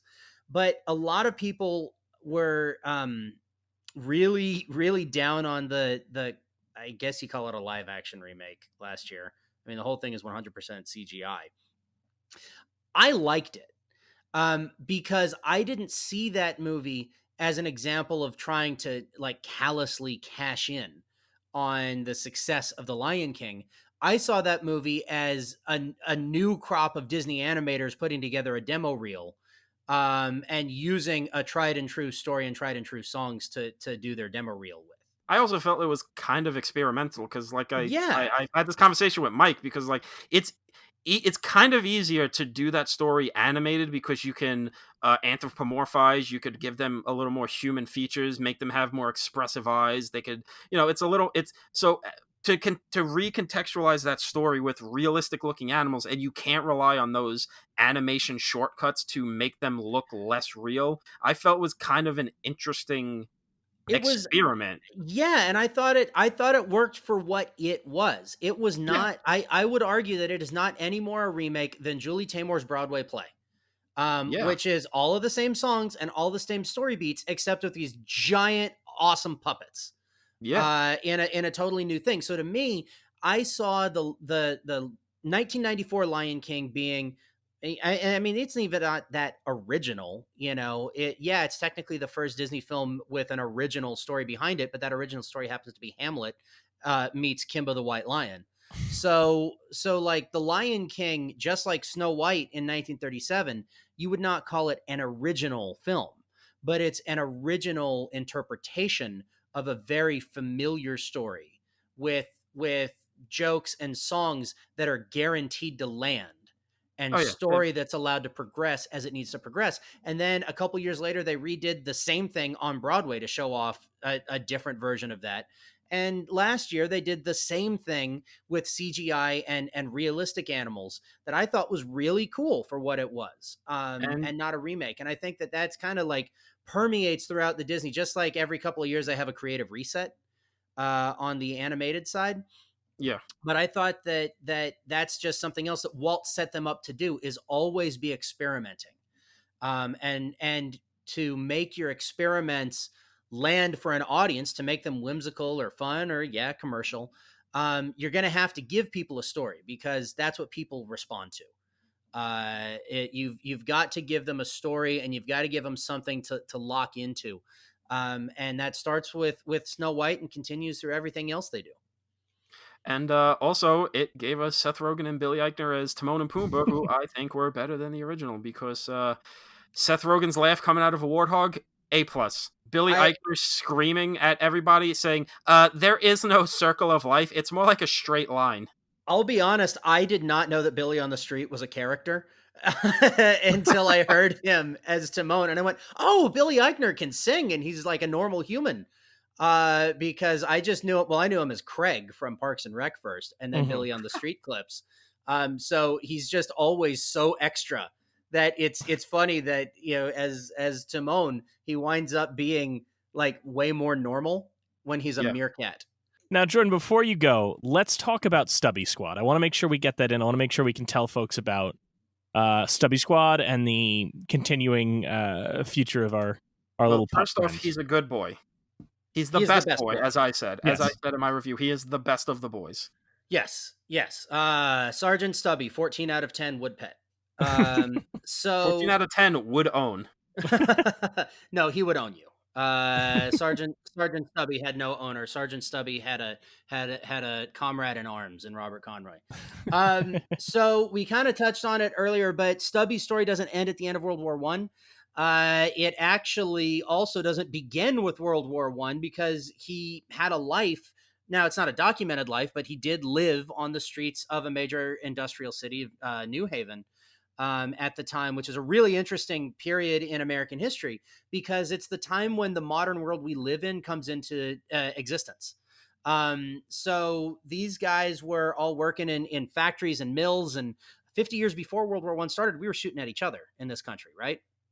And Yeah. now all of a sudden, World War One's the first time when anybody says like, "All right, yeah, you're not from New York, you're not from Alabama, you're not from Connecticut, you're not from California, you're from the United States of America. You're going to wear the same uniform, you're going to fly overseas under the same flag, and you're going to help our allies." Now, 100 years later, that's what we do.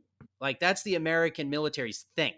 But this was a first generation that ever deployed, which also means they were the first generation of guys who ever came home.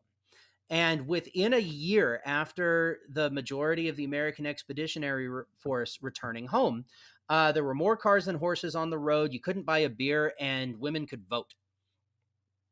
Their whole world changed while they were gone. So what we're using again through this like dog's eye view of history with Sergeant Stubby is looking at as he came home, the first thing he and Conroy did was become vaudeville stars.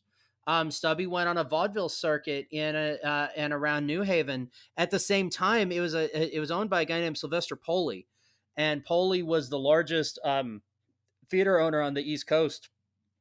But he had like regionals, like his big theaters were in New Haven and like Scranton, and Buffalo. He didn't have any in the bigger cities. But Poley was also introducing like cartoons as part of his act, and I don't know if you guys are aware, but who the first recurring character animated franchise was. Here's your trivia question. Animated character franchise. So you're not talking Windsor McKay, Gertie the No, I'm not Dinosaur, talking right? Gertie No. the Dinosaur. That was 14. But the first recurring Yeah. character appeared in 19, and it was Felix the Cat. Yep. And so the idea of Stubby performing on vaudeville and having an animated dog watching a 2D Felix the Cat rubber hose style. There's a lot of stuff that we can play with both historically and introduce this period that a lot of people don't really think about. Like there was a period in time when women couldn't vote in this country. Again, the kids who have never grown up seeing The Wizard of Oz don't know that, or not seeing Snow White or any of this other stuff. Like this generational gap.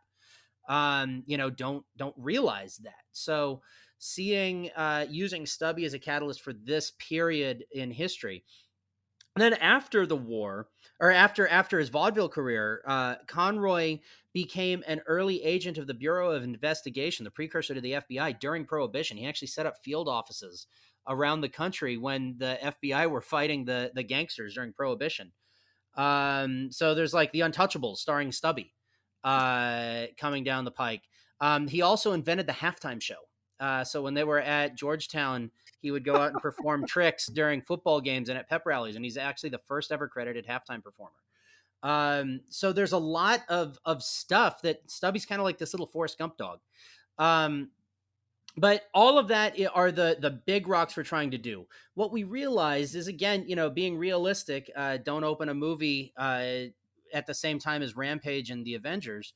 That the audience, there is an audience for this film and this kind of storytelling, but opening in box office that wide without enough marketing dollars to compete with what Disney and Warner Brothers were just going to be, pumping phone numbers into their P&A budgets. We realized that we have to take a different approach to get these stories and to get this period and to get this storytelling style recognized. So that's why we came up with the Stubby Squad. And the Stubby Squad is sort of our Patreon like model, where there's an annual subscription or a monthly subscription. And annually, it's $49.99 at once or $4.99 a month. But that gets you access to some premium content that we've created. Like there's an 8-part documentary series called In the Paw Prints of History, where Richard Lonnie, the director of the film, actually retraces Stubby's steps across Europe and goes to the real trenches that Stubby was in. And like that scene where they're living in the caves in the film, he actually like goes spelunking in the caves where people have carved their names in, and all of that stuff is still there. So we have In the Paw Prints of History, we have a Cooking with Gaston series, which is a graphic novel cookbook, teaching French cooking for kids and gardening lessons and, things about seasonality. So it's actually like you can get all of these French recipes that kids can try at home using ingredients that they're going to be able to get from a Safeway. Or with farming lessons that you can do as urban farmers in Brooklyn. I mean, like it's, we wanted to make that kind of green aspect part of this as well. And finally, this is actually available for anybody. It's a free webcomic that's written by Scott Christian Sava, who is the writer-director of the Netflix cartoon Animal Crackers. And Tracy Bailey, who is an artist who's worked on like Kung Fu Panda. Scott also wrote some Spider-Man for Marvel, but he wrote a Stubby comic strip. So I call it a comic book. It's actually a strip, which I'm an old like Bloom County and Pogo fan, Calvin and Hobbes guy. So I love that we have a strip available.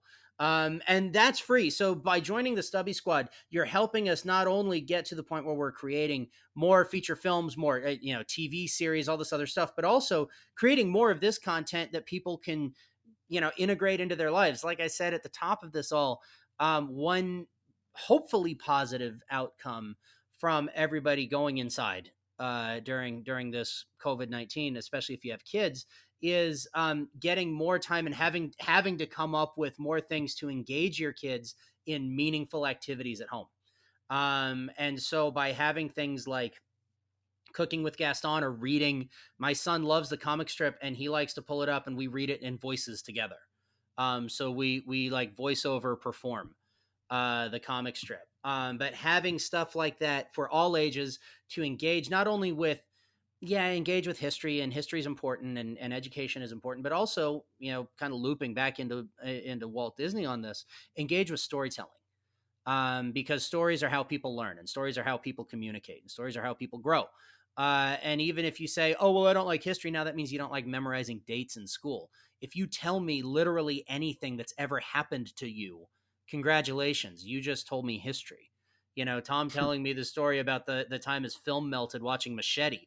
That's a historical event. Now, you're probably not going to get that on like an AP test in high school.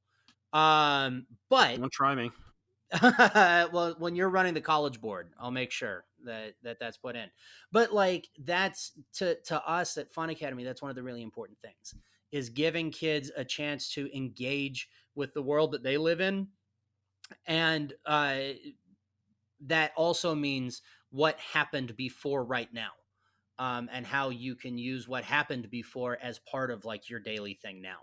And the Stubby Squad is the way that people can help us do that. If you like reading the comic strip, help us make more. If you like doing the Cooking with Gaston recipes, we're also doing those as narrated stories with shout out to our friend and voice actress, Sissy Jones. She's a BAFTA winning voice actress who does a lot of video game work in Disney series, but she's like doing, storybook reading. It's kind of like Reading Rainbow style. versions of these French recipes that then we do a test kitchen in my kitchen with my son. Testing out like French cuisine at 6. So it's also his MasterChef Junior audition tape. So yeah, that's what the Stubby Squad's all about. And like I say, just giving our fans and our friends an opportunity to engage with content that's off the beaten path, that is commercial entertainment filmmaking, but has a different approach to that, and hopefully a different place. Well, Jordan, you left out one important thing too.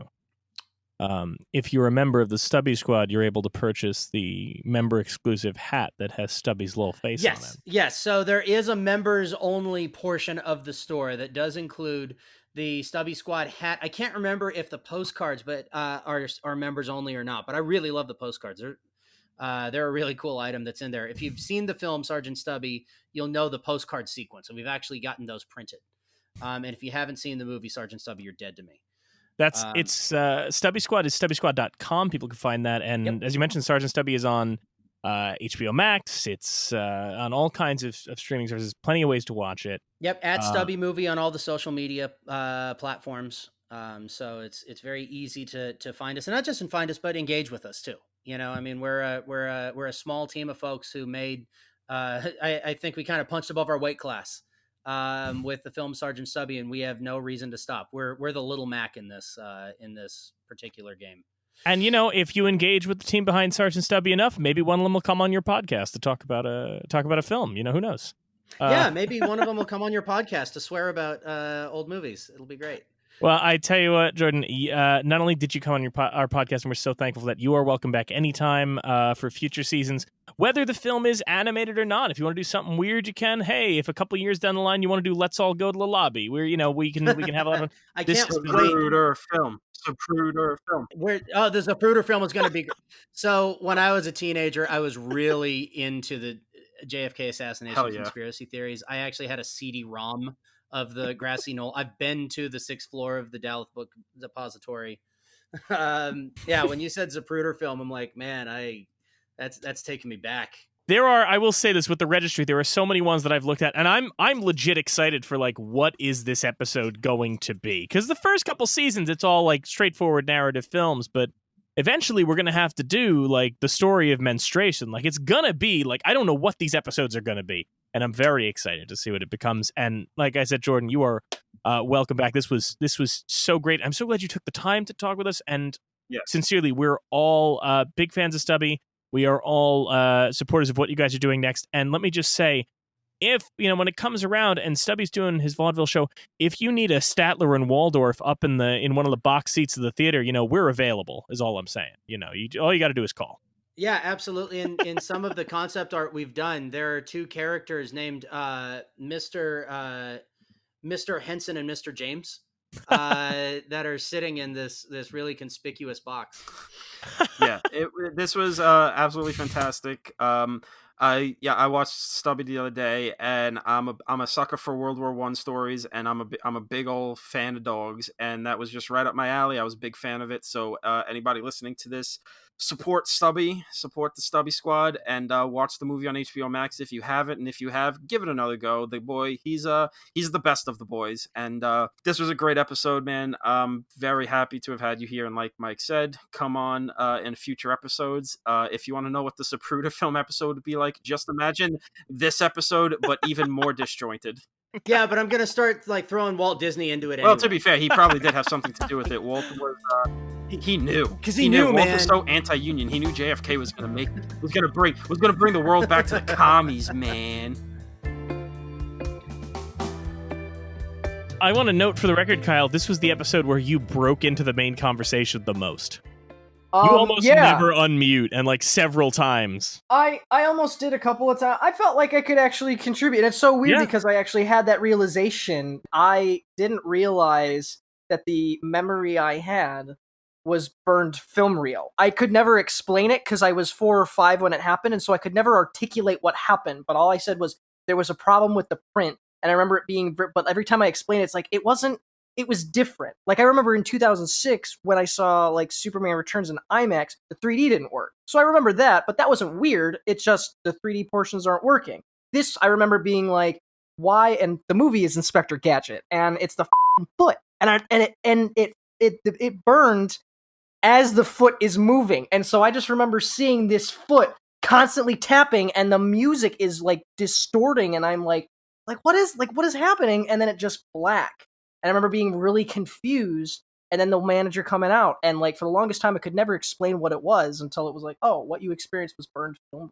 Because in my head, I just always Kyle, associate with if you need to retell that story, I don't know if Kenny and Phil have a guest for Inspector Gadget yet. We can try and reach out to them. And dude, I don't know. I don't know what I could say about Inspector Gadget other than that. I mean, I vaguely remember the Happy Meal toys, which I'm pretty sure was just limbs, right? Well, they were limbs, and you put them together to form a full Inspector Gadget. Come on, Kyle, don't talk like I don't know this. No, I know you do. I think I only ever went to McDonald's enough that month or that promotion to get a leg, so that's why I was really confused when it was like, why did they give me a leg as a Happy Meal? Well, there were 7 different toys, Kyle, and each one was a limb, but it also became a tool or something. I think the legs became a pair of pliers or something. There were each toy, there was leg, arm. There was the torso with the head, but that was missing a chest plate because the chest plate was a separate piece, and then his hat was a separate piece. I would also like to just state that it seems like every time we have like an outro or we try the intro, there's always a little, even though you don't want it to be a bit show, there's things in here that could definitely be bits. Let's see. I mean, genuinely, let's just see. If I wanted to get the Inspector Gadget Happy Meal toys on eBay right now. Hey, Kyle, you know what the worst part is? Get it for $15. Oh, of course you've done this before. You've done this before. No, you know what? You know what's upsetting to me? Like, truly, deeply upsetting to me? What? I have not thought about or looked at the Inspector Gadget toys since 1999, and I was still able to tell you what each one was. That's fine. I mean, I pulled out like a random school I used to drive by on my way to elementary all the time out of nowhere. Like, never thought about this place or anything. My dad and I were just talking. It's like, oh, I mean the place next to like the Kaiser, and I was like, where the hell did I put that out of? Like, I haven't thought about that place in years. So, but I knew it. So now, but this is the kind of thing. This is the kind of thing that happens with this show, and this is what I kind of love about the show. Is sometimes it can be very scholarly and academic and on the point, and other times it can go off on strange tangents. And Jordan, I mean, I will be candid. None of us knew Jordan beforehand. We met through Twitter, and right. Not only fit right in, but totally got that all over the place kind of vibe. Enough that this is how we're gonna bring it up in the outro. I did not get to bring up. I completely forgot to bring up what I normally bring up, which is Oscar stuff.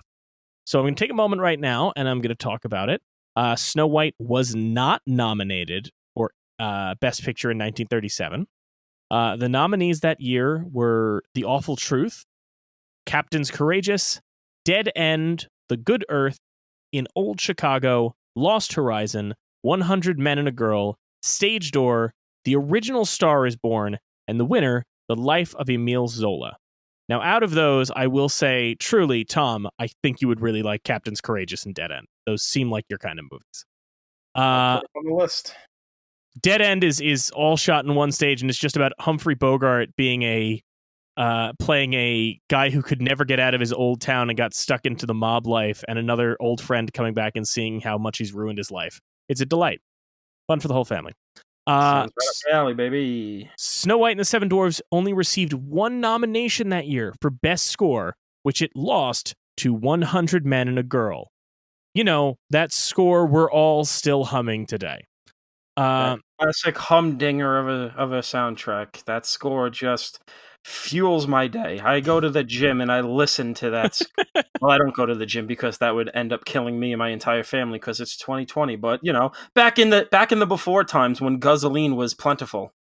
But the following year, Walt Disney did receive an honorary award for creating Snow White and the Seven Dwarfs, recognized as a significant screen innovation. Recognized as a significant screen innovation that charmed millions and pioneered a new entertainment field for the motion picture cartoon. And the award, presented to him by Shirley Temple, was one full-sized Oscar and then 7 smaller Oscars next to it. But the one thing I find interesting about that Oscar-wise is Walt clearly wanted it. He clearly wanted, Oscar glory for his feature. The movie that beat Snow White for its only Oscar nomination was 100 Men and a Girl, which features prominently conductor Leopold Stokowski. And I can't help but get the vibe that Walt looked at that and went, well, if I want an Oscar, I gotta get Stokowski, which is why only a couple years later, Leopold Stokowski's only other screen appearance besides 100 Men and a Girl is in Fantasia. Which, if you guys remember at the beginning, Stokowski's over there, and in his silhouette, Mickey walks up, oh, Mr. Stokowski, right? You gotta love Walt and his galaxy brain nonsense. Trust me, I do. I miss crazy old rich people. I miss when, like, they weren't, like, just funding right-wing think tanks, and they were just like, I don't know, what crazy thing can I do now? But yeah, so I did want to add that little Oscar note on the end there. Normally, this would be the time where you guys talk about the movies that you want to pick in the National Film Registry, but given that Jordan already stole your thunder, Mike, it seems like the surprise has been ruined. That's fine. I don't need to surprise anybody, because quite frankly, my journey on this was, and I was telling Kyle this before we started recording, to me, what film should go on the registry? The fact that The Little Mermaid is not in the National Film Registry, despite the fact that it was a landmark film in the history of animation and the history of the Disney company, was surprising to me, especially because if you look at that Disney Renaissance stuff, if you already put in Beauty and the Beast, you already put in Lion King, Little Mermaid is the obvious next choice.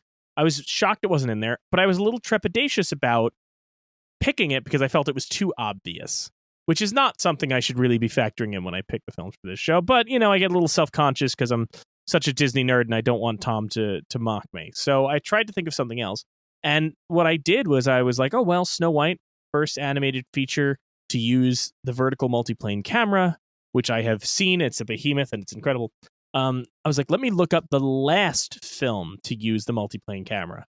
And as Jordan noted, it was Little Mermaid. There's so much to it that's so compelling. I mean, yes, you have the incredible Howard Ashman score, and which he lived to see successful. He unfortunately died tragically young, but he was able to see the success of this. It was the film that, of course, launched the Disney Renaissance. It is still a profoundly moving and engaging film to this day, especially the way that it kind of innovates the villain. Of course, some Disney films before that did have some interesting villains like Ratigan and the Great Mouse Detective and so on. But I mean, Ursula is just a presence. There's so much remarkable about this film that it's kind of undeniable. And I think there's something fitting about the fact that it is the last film to use the multiplane camera, because it does kind of bring it all back around. It is the definitive end of a chapter in the Walt Disney Company, in one of the most influential and pivotal studios in Hollywood history, and it is the start of a new chapter. So I think that undeniably, especially because I'm thrilled with the National Film Registry, and they do induct a lot of Disney films.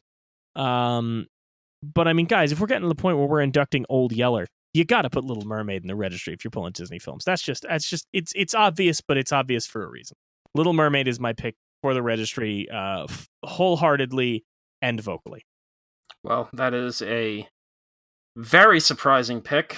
I have just picked myself up off the floor at the late stage twist that pick is. I was so proud of the multiplane thing, and somebody else had that fact, which, God bless him, I love the fact that somebody else came with so much deep dive Disney knowledge. It makes me very happy. I'm always happy when somebody can deflate your balloon. So my pick, I didn't want to go with a Disney pick. I wanted to do something different, but I feel like there's really no other way to go but with animation here. So I had to really think deep. I'm not the biggest animation fan, as we got into. Don't have the greatest historical knowledge about it. I like what I like. I can't put in any Miyazaki because, well, he's not American, as he's I feel like he's probably proud that he's not these days. So I found a pick that I think is kind of perfect, because like Snow White, this movie was doing something new. It was coming at a time where animated features were feeling very samey. We were hitting a rut, and like we were talking about, Disney can get pretty samey when things are feeling a little dire. They kind of go back to the safety blanket, then they start branching out and they start failing again. We get into how most animation in America is very kid centric, and This very much isn't. And similar to how Snow White was doing something different at the time, and how we really hadn't had feature-length animated movies, and this was Disney kind of saying, this is what we could actually do with this whole thing, kind of throwing down the gauntlet and saying everything before was kind of a warm-up. This is what the future is, and he delivered on that promise. And much like the guys on this movie came in with some great stuff, but stuff that felt like a warm-up, and that this movie was them delivering on the promise of what they could do, and that they met in the future. It is probably my favorite animated movie, and as Mike knows, it is probably my favorite musical. I am putting up South Park Bigger, Longer, and Uncut. I think there's not enough cartoons that just aren't for kids. It's one of the great musicals of, honestly, movie musicals of all time. It plays like gangbusters. It's like 82 minutes. It moves amazingly. It's very subversive. It's very smart in its satirical aims, and I just think you need to start representing some other stuff outside of family-friendly animation. Show that this thing could be doing something pretty fresh, and South Park, Bigger, Longer, and Uncut, I think has to be in there. Thank you for listening, and thanks to Jordan Beck for joining us. You can check out his film, Sergeant Stubby, available to rent on most digital platforms, and join the Stubby Squad at stubbysquad.com. You can follow him on social media at Dr_Magnifico. You can also follow our co-hosts on social media as well. You can find Mike at NKOAS and Tom at Raging Bull 1990. And you can find me at Theatricality with a K. While you're there, be sure to follow the show on Twitter and Instagram at YMO Podcast. If you like what you heard, don't forget to rate, review, and subscribe. It really helps a little show like ours. If you know some friends who might like the show, tell them about it. And if you have someone you think would make a great guest for an upcoming film, tell us about it at yourmissingoutpodcast@gmail.com. Thanks again for listening, and we'll see you again next time.